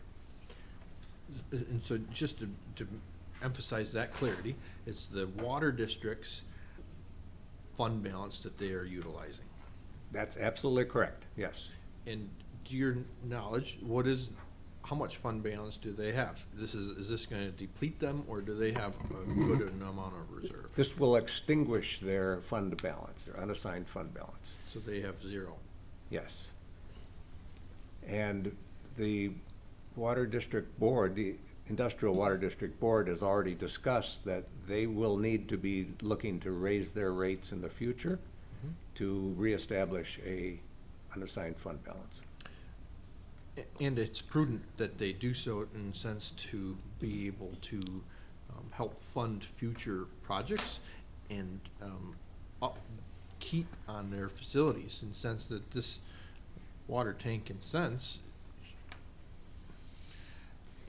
you know, it's just like at the landfill. When you want a new building, the landfill says we gotta pay for it ourselves because we have fees, and so what's the difference with the water district? They're collecting fees, it's self-contained, they should be able to help save, which they have to a point, but we had to use ARPA funds in an emergent situation really to help cover the project, where I'm sure it's challenging because you can't, nobody wants to raise the water rates much, but the realistic thing is all that stuff's expensive to do. Yes. So. Mr. Chairman, you make a very good point, and I would add that in addition to that, there are always unexpected expenses that pop up, emergency repairs and things like that, and that's the reason to have a fund balance. Correct. To the credit of the Industrial Water District Board, they have tried for years to protect the water rates to their customers, because they're all industrial customers. They're all providing lots of employment to county residents, and they wanted to be as supportive of those industrial customers as they could and not raise the rates unless they needed to. Well, now they need to. The other thing is when they all call you when they don't have water, and they say, well, we would have gladly paid a little more over the years to make sure this didn't happen. So it's a different outlook, and say, look, what do you mean we don't have water? Now we can't operate, and we are losing all the money that we would have saved by not paying you the extra. Right. So in a sense, they want to make sure that they have water, and they're going to be willing to pay that little bit of difference to make sure they can do that. Yes. I agree. I understand, there's a fine line there. Yes. But I'd rather be able to stay in operation if Purina didn't have water and be able to utilize to clean a facility or to mix or add. They're going to shut the doors, and then they have a loss of. Now I'm sure they have insurance for sort of things like that, but that only kicks in after so much of a loss and stuff. So they're. That little bit of extra money they'd pay to make sure that the infrastructure is there on a current water bill. So it's our obligation to make sure that's done too. Mr. Chair, I believe Jen has a question behind you. Yes, actually, full disclosure, so the actual gap between the original estimation and the bid is actually closer to about a $527,000 difference. So the 448,115, that's the entire amount available to them in their fund balance. In order to cover the full expenditure, they're actually looking at the possibility of a deficit situation, of actually overdrawing their fund balance. So that's the current scenario. There are possibilities being discussed as far as maybe additional ARPA funding, maybe is what is being brought to the ARPA committee. That's one of the elements that's being discussed next week. But again, full disclosure, that's actually the reality of the situation that they're looking at due to the overbid. Yeah. So, What would be the Just to deficit clarify actually what be? the budget director said, this amount would cover the bid from the contractor. What came to light after the ARPA review committee came to that conclusion was there is an additional cost for the engineer that is the difference. Okay. That the Thank budget you. director was referring to. I apologize. I wasn't aware of the difference, which went to which, so thank you. Kitty has her hand up too.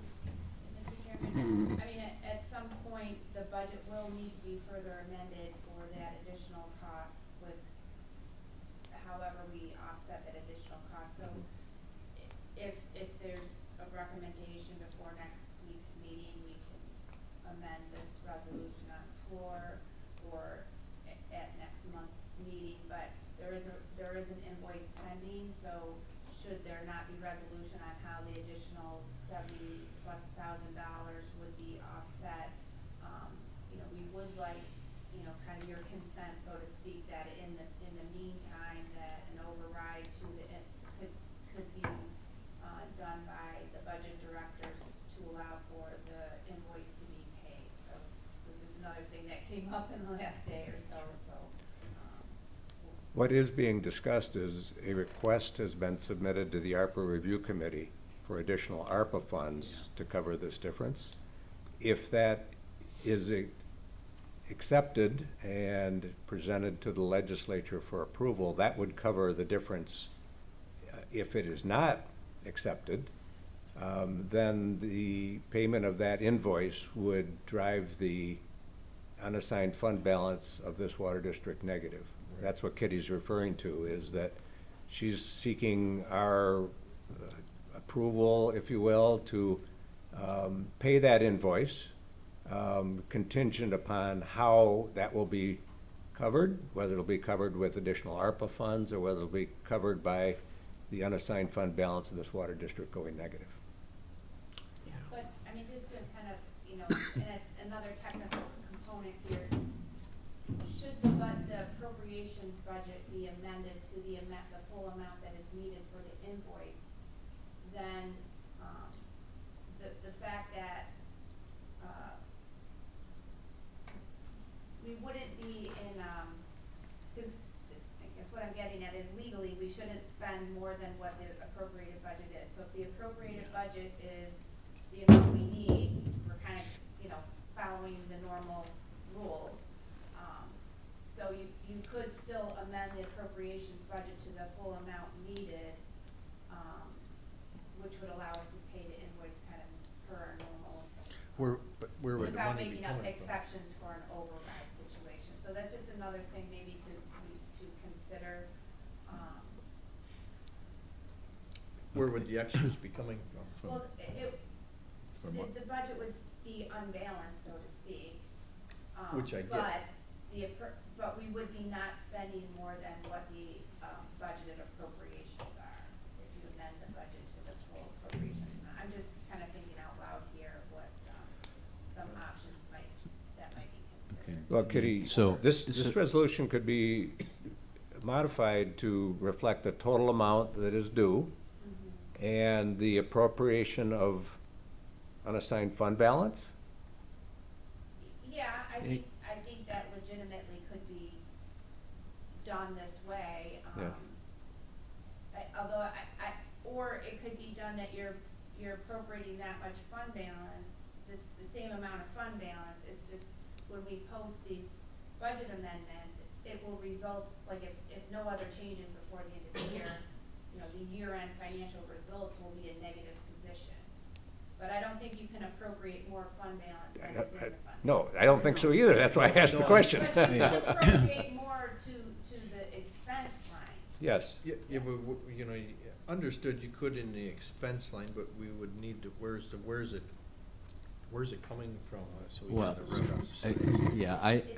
I would like to see it come out of the additional ARPA funds that haven't been spent, quite frankly. Yes. Well, but naturally, we're gonna eventually here in just a few minutes have the report of what other projects are in there.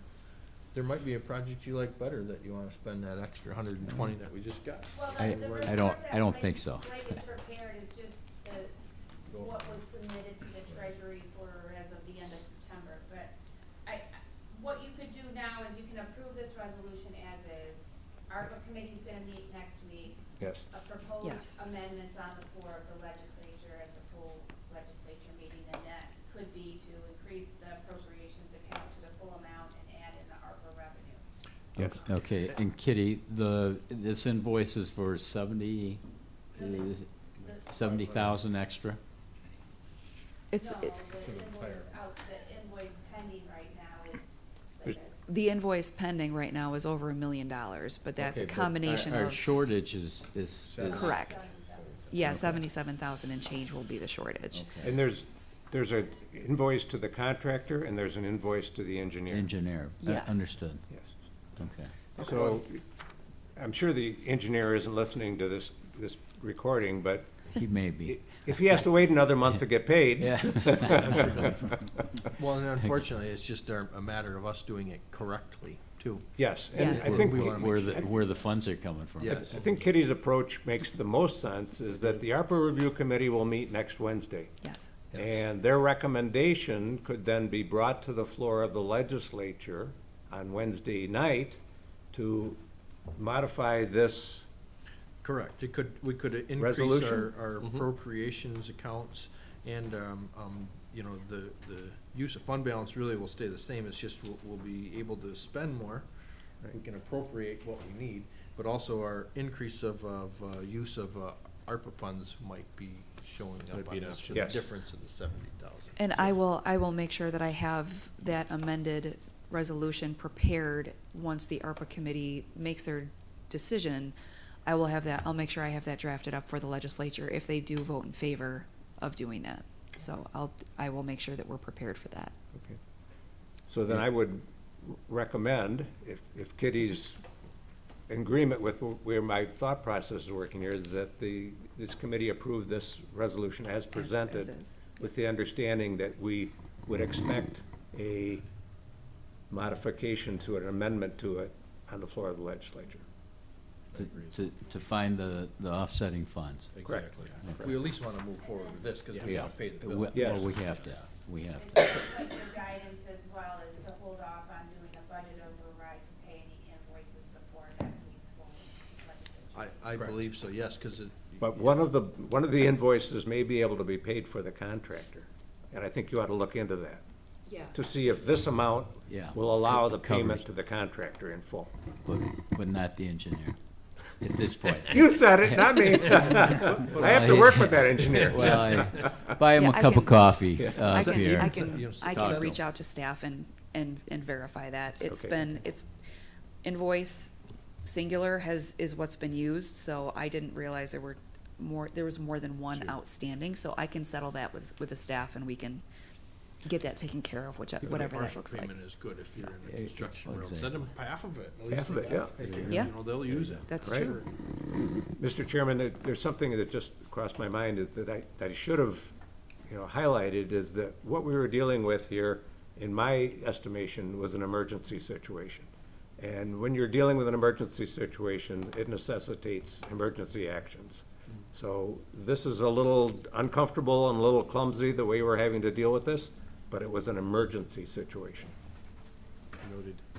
I think the glasses on Solar Day is going to help cover this extra. I really do. So I think there's something to be had there.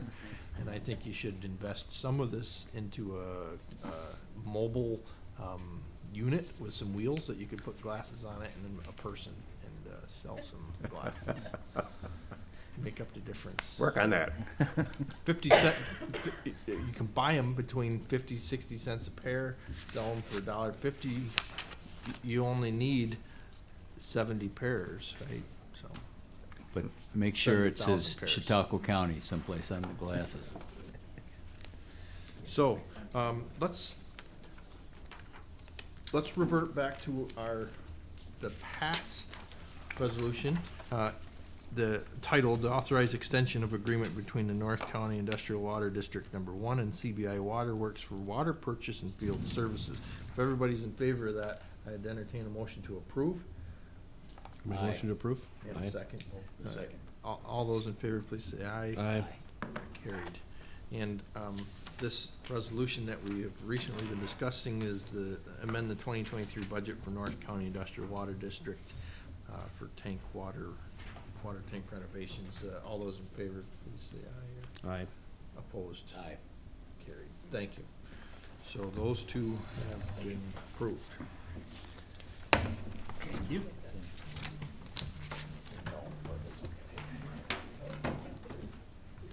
I did the first one wrong, but it's okay. So it doesn't matter. It got covered.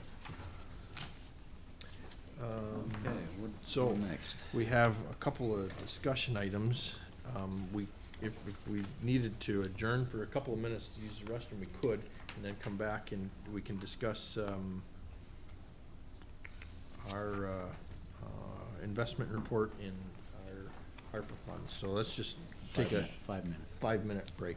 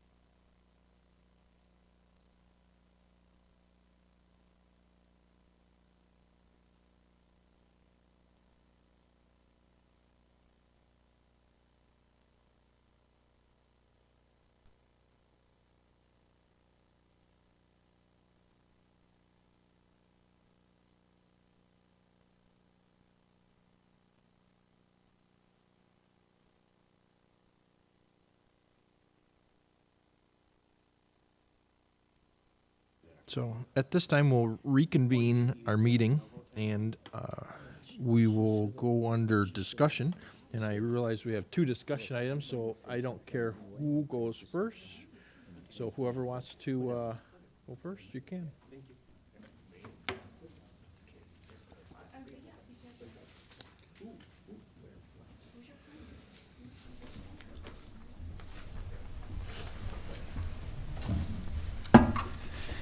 Hello again, Blake Ehrig, Director of Administrative Services with the Department of Finance.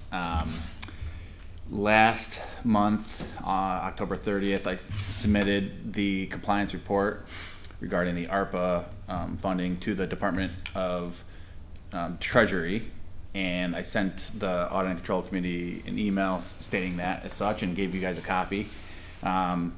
So, you know, my apologies for not having this on the I guess the resolution sheet today, but as I'm fairly new, I did not know to do that, so I decided to kind of make sure this was an other topic.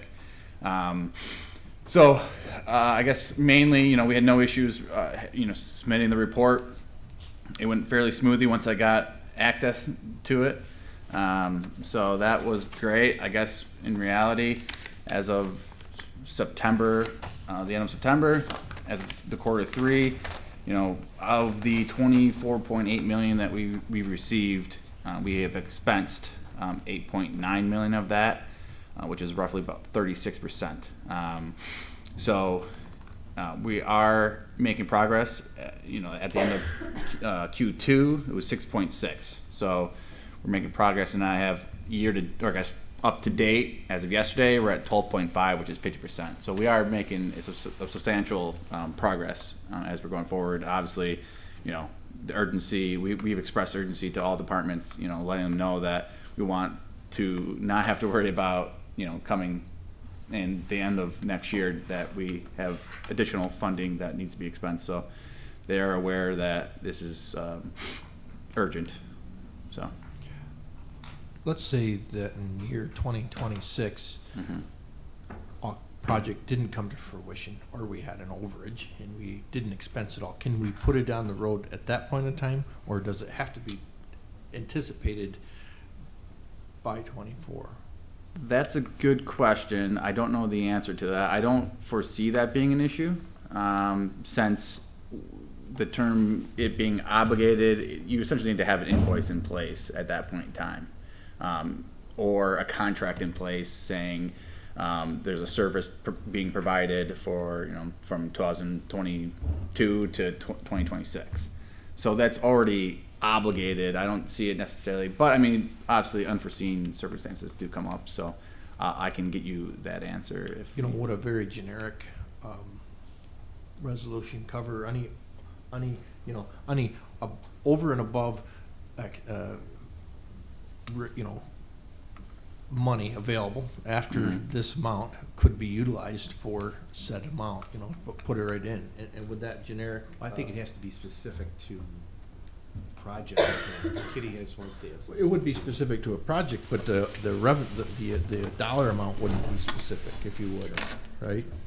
You know, we could be putting it on the road, but we don't know how much, because it could be. Yeah, but I think that blank's got to be filled in too, I believe, doesn't it? So, you know, just for clarification on obligated, obligated means we've got a contract in place, a purchase order in place, and generally it's going to be like a construction type project and that's why they gave us a cutoff to obligate the funds and a longer time to spend down, because if you have a construction project, it may take multiple years to complete. So they give you that run out period to pay down all the invoices. After 2024, though, we're not going to be obligating any other additional dollars. So the contract has to be in place, or a purchase order has to be in place. So after 2024, we're not doing a resolution to start a new project or issue a new purchase order or issue a new contract. So again, I don't think we're going to have an issue spending the funds in the time period that we need to.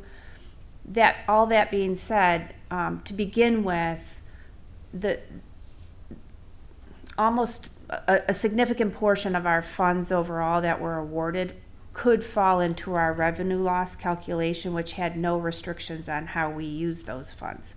So even if there was a little bit left, I'm comfortable that we could deem that to have fallen under our revenue loss category, and it'd just be in our fund balance at that point, or so to speak.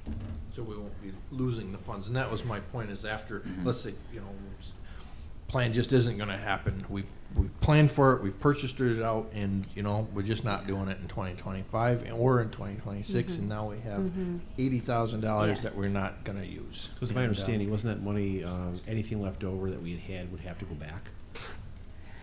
These are questions that are probably not, when they did the final rule, there's probably a lot of these little loose ends that weren't contemplated in the actual legislation. So, but again, it'll be our every effort to make sure we're not having to figure out these answers to these questions by that time, because we intend to have the funds fully expended. I agree with you. Think we can spend this money very easily, I believe. So. Well, we'll find a way to spend it, I'm sure. Yeah. Kitty, so these unrestricted funds that we can use for anything, those come about because of the interest that we've made on the ARPA funds? And that's not what I was referring to. So Okay. to begin with, there were all of the defined uses of funds. Understood. Okay, and then there was another option some counties took. So you could calculate what your revenue loss was in that period. Okay. And utilize the funds to make up for your revenue loss. And I mean, I'm just saying it's in a very simple terms, but and there was no restriction under that revenue loss category. So when Kathleen had calculated out our revenue loss, it was a significant amount. It was maybe half of the money that we got in total. So Okay. I think we're okay. But I mean, all of the, Blake's, a pretty regular basis in touch with all the people that have projects and making sure they're on track and what is the status. So we're going to know if a project is not going to spend all their money well in time to reappropriate it. But we have made some interest money off the ARPA funds? Yes, and so that's part of my report on the investments, but Okay. some of the interest earnings so far have been reallocated into the ARPA pool and appropriated it to ARPA projects. And Okay, then and those are you pretty much- utilized $800,000 of our ARPA interest earnings in the 2024 budget. Okay, and those are more or less unrestricted? There's no restriction on interest earnings on Gotcha. yeah.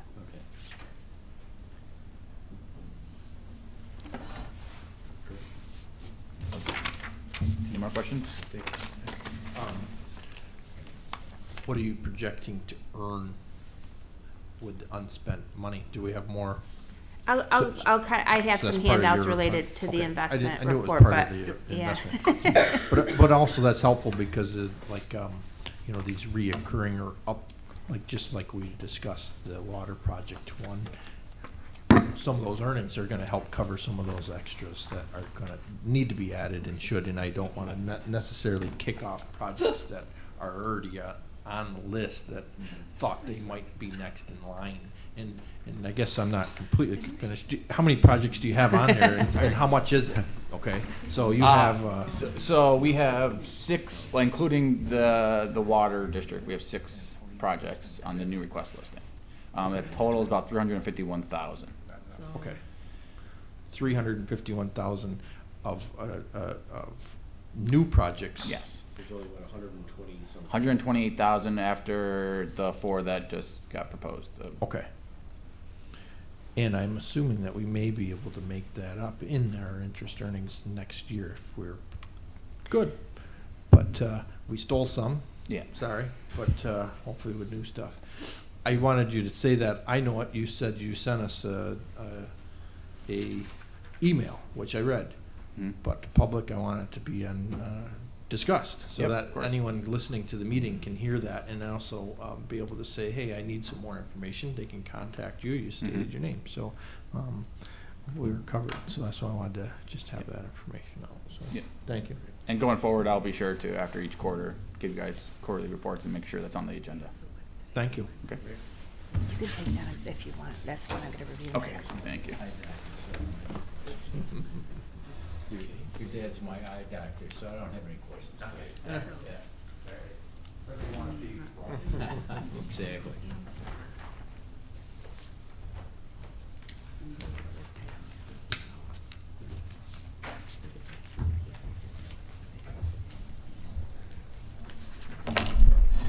Okay, Kitty Crow, Director of Finance. Just wanted to provide the committee an update on our investment portfolio. Also, just for the record, as part of our investment policy, on recommendations of auditors, normally discussion items are not recorded in the minutes, but discussion items on the investment should be recorded in the minutes. So just wanted to give that reminder. Thank you. I'll follow up with Olivia too, for her. Should we make her type them out too, or no? Yeah. Not so much. It does need to be included in the minutes. All right, so the first handout here, that's this monthly, we are now caught up on the investment reports. As I mentioned earlier in the year during Todd's leave of absence, we were not going to be able to produce a monthly report. So on his return, and once he got through the audit, we were able to update. So I just went ahead and provided this report. This is the September report, rather than sending you a report for each month assuming that's okay with you. So consider this as kind of a year-to-date report at this point. Olivia, just since you came back, as a side note, just as a reminder, since this is an investment report, it does need to be included in the minutes, this discussion. All right, so the first page here is just a summary of our year-to-date as well as the September earnings. I did add in a couple of changes into the report that separate out the ARPA interest earnings. So I added another row there so you can see the ARPA interest earnings for September and the investment, the other portfolio, the total portfolio. So the next couple of pages really are just the reflect the distribution of the interest earnings to the various funds. And, there's a calculation already set up. So, for your information, that's really what these next two pages are about, is how the monthly earnings are allocated to each fund or account that interest earnings should be applied. Beyond that, the following pages is just the list of our holdings as of September. So we have our long-term investment holdings are just, those couple of pages of all the listing of our various investments. And then there's going further beyond that, or just shows you the total amounts in our various money markets and our municipal trust account. And then if you kind of keep moving ahead, you'll see a total portfolio balance of $123 million.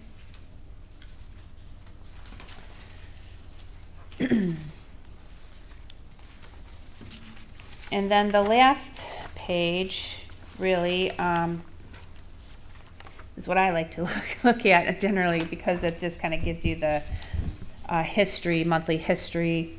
I also usually include at least the prior 2 years by month. Not to say that there's really any seasonality to this, but just kind of gives you that history. I do have just the total for each year from 2013 to 2020 up above for more historical perspective. But as of September, our long-term portfolio, so that's the first block there, And as a reminder, so that is reported based on the change in market value. I'll go through another page where I show you our actual realized earnings. But we're required to book the change in market value for our long-term portfolio. The next block is just all of our other short-term investments where we have CDs or anything in it. I don't think we actually have anything in a money market right now, but mostly, I take that back. And then I added a new section which shows our ARPA investments. And so this is where, to get to your point earlier, yes, we will continue to earn interest. What we did when we got the ARPA money is immediately put it in an investment bearing account, and then actually further, when the New York Muni Trust was created, which has given us much better returns, we moved all of the ARPA funds into that investment pool. And so as we pay invoices every month, we just pull it out of that fund. So we just pull it out as we're spending it, so that any balance is just continually earning interest. Obviously, that balance is going to dwindle as we spend down the money, so there'll be less interest to earn because the funds in that pool will be less. But we'll still be earning interest until all the funds are expended. So that's just an overview of the report. Also, you can see here just it also reflects our earnings rate. Long term, again, it's showing for year to date is 6 basis points, but again, that's based on the change in market value. I'll talk in a little bit about our actual earnings and yield, average yield. The short term, that's where you see that the actual interest every month is the actual interest. So our short term investments outside of ARPA's averaged 4.76 for the year, and in the Muni Trust just a couple basis points higher, so 4.8% is what that's been trending. So that is an overview of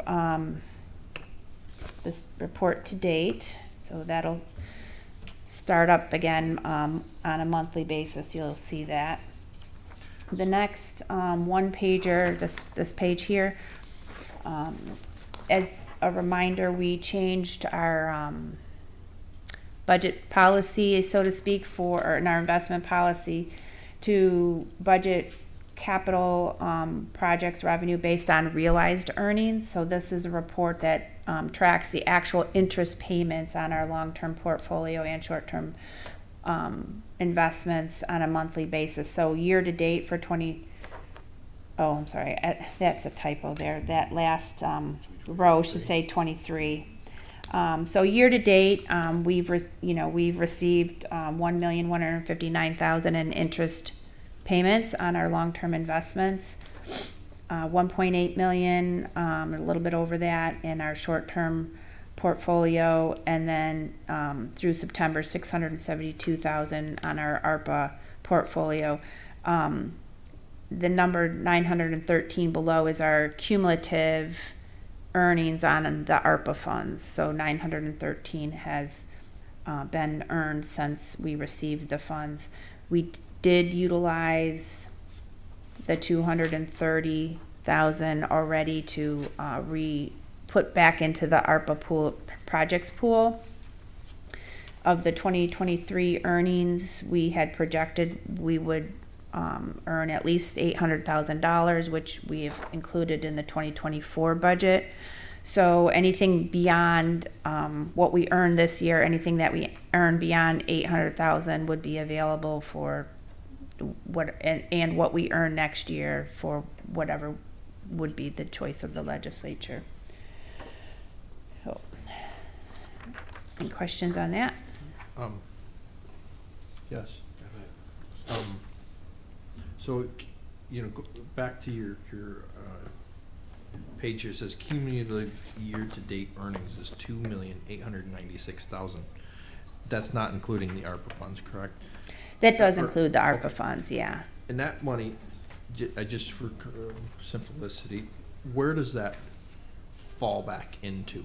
does it go into the general fund, or where does it go? So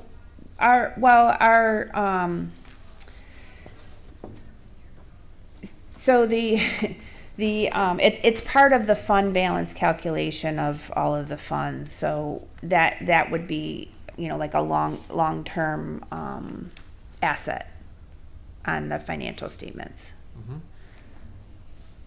But we pool our cash, so that's why every month, like the first couple of pages of the investment report show you how we allocate the interest earnings across all of the different funds. So the sewer district, all the enterprise funds, the D&DM fund, Okay. even like some of the other accounts like the wireless and E911 accounts are Sure. interest bearing. So they receive so because we just put all of the investments Understand, yes, no, and I Yeah, was just curious so- how it could be, where it all goes. So it all really, in essence, kind of goes back into each individual kitty, if you would. Yeah.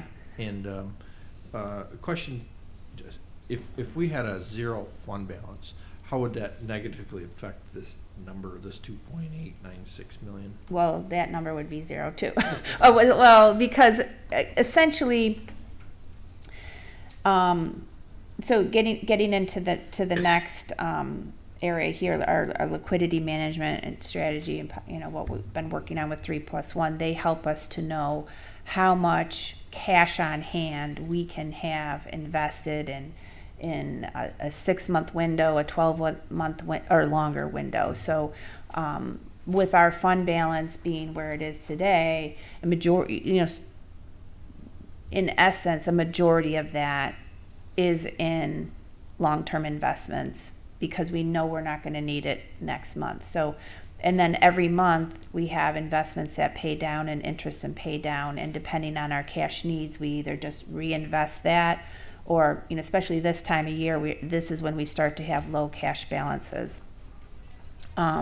Each year when the property taxes start to roll in, that's the money that we need to pay all the bills for the whole year. So we have a couple strategies around those funds.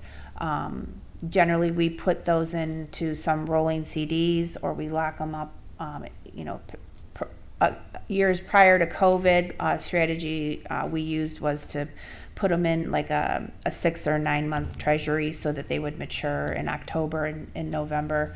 And even maybe January or February, so that they're earning some interest until we need them, because we know we're not going to need those funds until later in the year. So a variety of strategies, but as our fund balance has grown, as we've been able to keep more in long-term investments so that we're maximizing our earnings on that cash. And I think there's a good point. I've been discussing the fund balance just in the rear future, because it's an important area of discussion that we all need to be aware of also. But a healthy fund balance helps our investment strategy too, and it's as much of an earner as raising taxes sometimes. If the interest rates are good and they are going in that positive direction, it's just like us. We're earning with that. Now, is it correct? Well, yeah, I think it is, because it's a prudent way to use and utilize the funds that we have. And they are, in a sense, we aren't depending on that, and that's not our sole purpose for the fund balance. Our fund balance, we're utilizing it because we have it. It's to make sure that we can cover those the unplanned for expenses or emergency expenses. But we're just being very prudent, and the prudency helps us with our overall budget, which is very important, because we're really earning well, and we want we thank that to you and your department, the sense of what you've done with the money to do that. So Yeah, that was my comment. I just want to thank you for doing what you do. This is amazing stuff. It's been a learning experience. Well, you're doing an outstanding But- job, and thank you. I share the credit with Todd. We work pretty much, day to day, definitely weekly, and knowing where our cash is, what we can reinvest. We have 2 brokers now that we mainly work with that we meet with at least quarterly to review our holdings, what our rates looking like, what's the economy looking like, so it's yeah, it's been. It's not going unnoticed, let me tell you. Thanks. Thank you. Well, and to your mute comment too, is, I mean, 2.896 million in cumulative year-to-date earnings. If our balance was zero, we wouldn't have that. Yeah, and right now we're really doing well on our short-term investments. That's a strategy that really came to us, working more with 3+1, our liquidity management partners, as well as one of our brokers has helped us to focus on some short-term strategies, and the shorter-term investments right now have been doing well. But we also are, right now with rates high, we are trying to look at purchases that are a little bit longer in duration to lock in that higher interest rates when we're reinvesting each month right now. So we definitely kind of try to. Our brokers are really good and helpful at helping us kind of determine, what helps balance out our portfolio and take advantage of rates, or if rates are coming down, what's the best strategy in that type of market. The analytics of the market is very hard to decipher, and even as a professional analysis, you are sometimes just guessing the best you can, because who knows what the market's going to do. And agreed, you obviously, we have more short-term earnings, but it's probably because you have more money put into there. It's doing more work for us there. But and then and that new muni trust that has started has really been a good place for us to put funds, because that investment pool operates like a money market, but they specifically take advantage of all of the types of investments that we're allowed to make, and they kind of do that for us. So, we have a good chunk of money there, and that's been giving us good returns. So what trying to do, make a variety of strategies. So the next page there, that's two pages here. Kitty, before before we leave that, under our short-term investments, and I realize this is just through September, but they have 5.22 ARP rate. I think some of the banks, and I'm not sure about M&T, but I think some of the banks are up to 5.4 and even 5.5. Which page are you on, Terry? the summary here. Oh, the balance last, and earnings history thing. I just mentioned that I realize this is only through September, but I think some of the banks are offering rates even higher than 5.2. So if you look just at the September row, we're getting 5.22 and 5.3. The 4.76 is just the average for the year. Understood. Yeah. But I'm thinking like for October, November. Oh, yeah, some of the rates. Well, and again, I don't know about M&T, but some of the banks are up to 5.4 and 5.5 for I think 6-month CDs. Mm-hmm. Yeah, so we have a number of rolling CDs, like CD ladders. So as they, we mainly keep the funds that we know we're going to need in the year in CDs, so that every 3 months we have another CD rolling off, because we know we're going to need that cash, by that time point in the year. We especially lock some in to mature in, like this month of the year, because we have our pension payment in December, and that's usually $8 million. So we try to, make the most that we can on that. Depending on where we need the money and when. Yeah. Okay. Okay. Thanks, Kitty. Yep. So this 2-pager, both sides. This is the quarterly report that 3+1 puts out for us. And they score us on, basically 5 categories. Proud to say that we've, achieved really a score of 95 or higher on a quarterly basis going back to, October 2020. We've had 3 consecutive quarters. This was the report from our last quarter's report through July. So 3 quarters in a row there with a score of 99. So it's always exciting when we get this report. That little dip down there was kind of when I can't even remember exactly what caused that, but obviously we've recovered from that one quarter when we had a little drop off. But this is, really valuable partnership. So they basically are helping us to understand how much of our money can be invested and for how long. And they've, suggested a variety of strategies, which, we have implemented and it really has paid off. The only category where we had us, kept us from 100 was our earnings credit rate. So that's where, with Key Bank is where we do all of our accounts payable. So you have to keep a minimum there to offset our fees. So maybe we could have had less in there than we needed to offset fees, but it gives us that one point to room for improvement that we always strive for. So this kind of gives you an idea, compares us to benchmarks. So on the Warwick score, the 30-day treasury at the time of this report was 5.3, and we were running at about, I think it was in the next section there, about 5.11.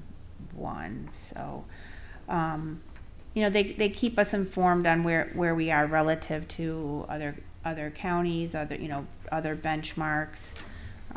So it's been very useful. Good. And their full report is many pages. This is just kind of the scorecard portion of that.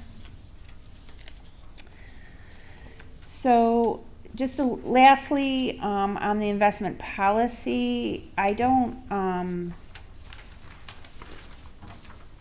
did print out, this was the resolution from last year that was adopted. So the underline and strikeouts in this copy just reflect what you amended the policy for last year.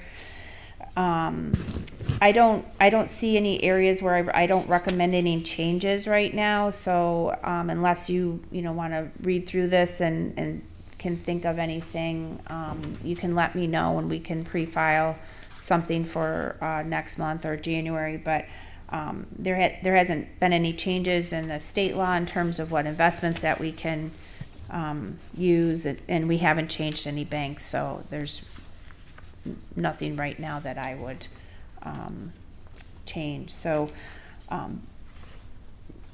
at the final paragraph, just says, we should do this quarterly. But to review the 4 objectives. So on the first page, item 2, their objectives is to ensure we're conforming with all legal requirements. We're adequately safeguarding our principal. We provide sufficient liquidity to meet operating requirements and obtain reasonable rates of return or yield. So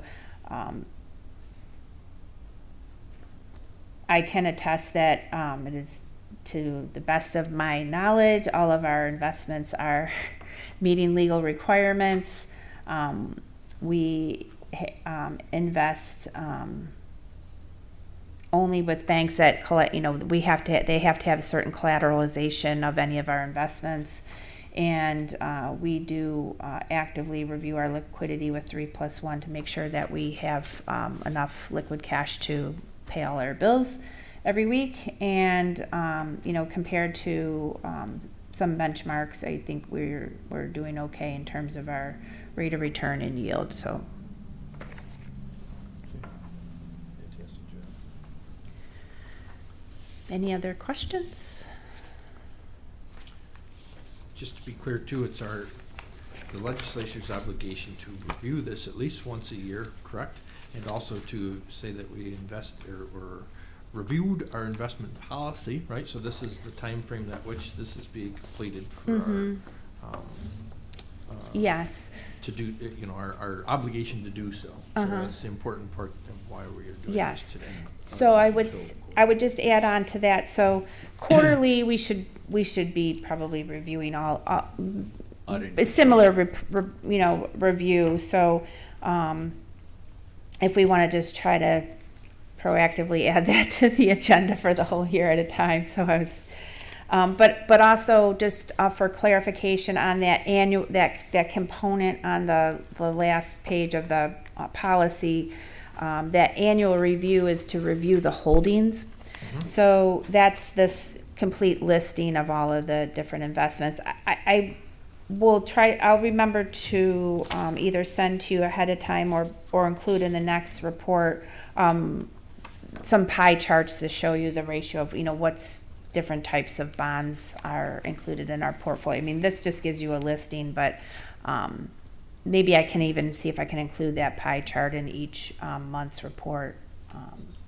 The visual is a little bit easier just than to looking through the list of holdings. So. Are you okay with the reporting in the sense that under that oversight, the monthlies and, obviously we didn't complete that because we had some personnel challenges. Yeah. Which I mean, we want to make sure we're correct in that. We don't want to be in the same position and have missed the mark again. Yeah, I because think really that, we're obligated to do so. I did communicate earlier in the year to the committee that there would be a delay in these reports.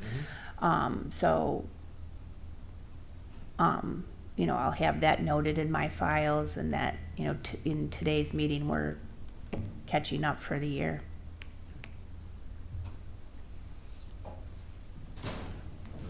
So you think next year you'll be able to make the? Yeah, these reports will now be able to resume, monthly. So we're not quite closed with October yet, but as soon as the month, we close the books for October, then I'll be able to generate the October investment report. In which I will say, we didn't completely miss the mark, because during those meetings, you did say that we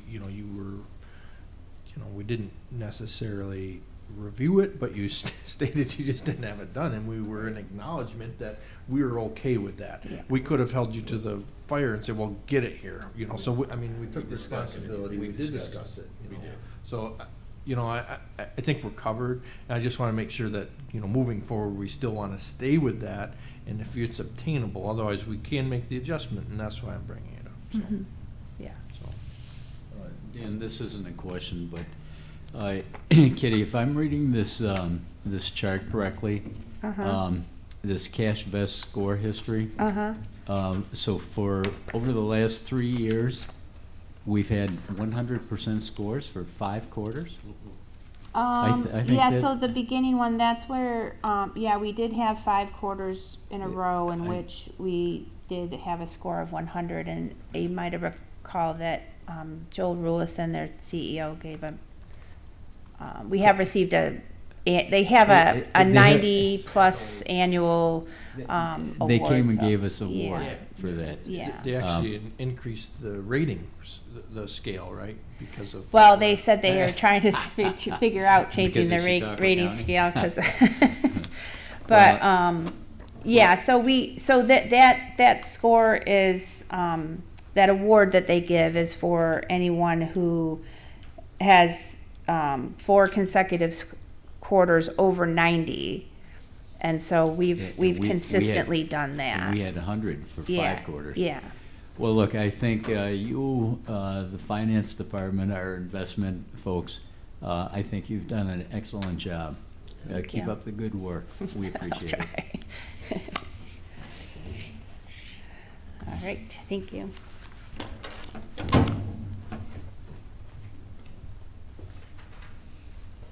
Thank you. Pierre, you were quiet during all those question and answers questions for her. I'm surprised. He's gone over this before, I'm sure. Not his first rodeo. No, no.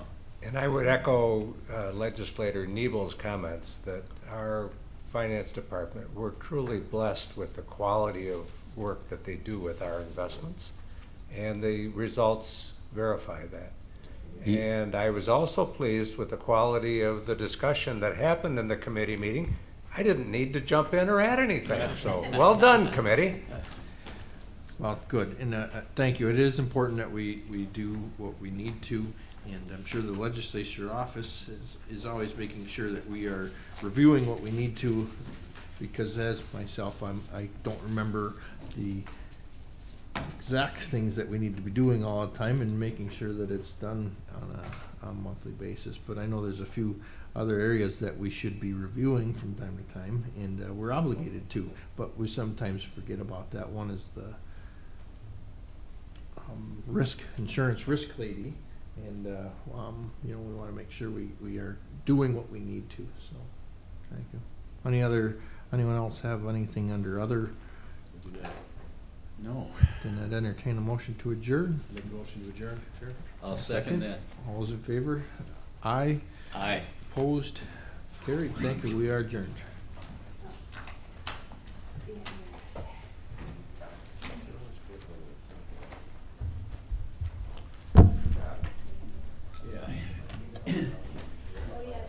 Tom, I'll walk. Are you walking out? Yeah. Okay, I'll walk out. Yeah. You wanted to talk to me about something before.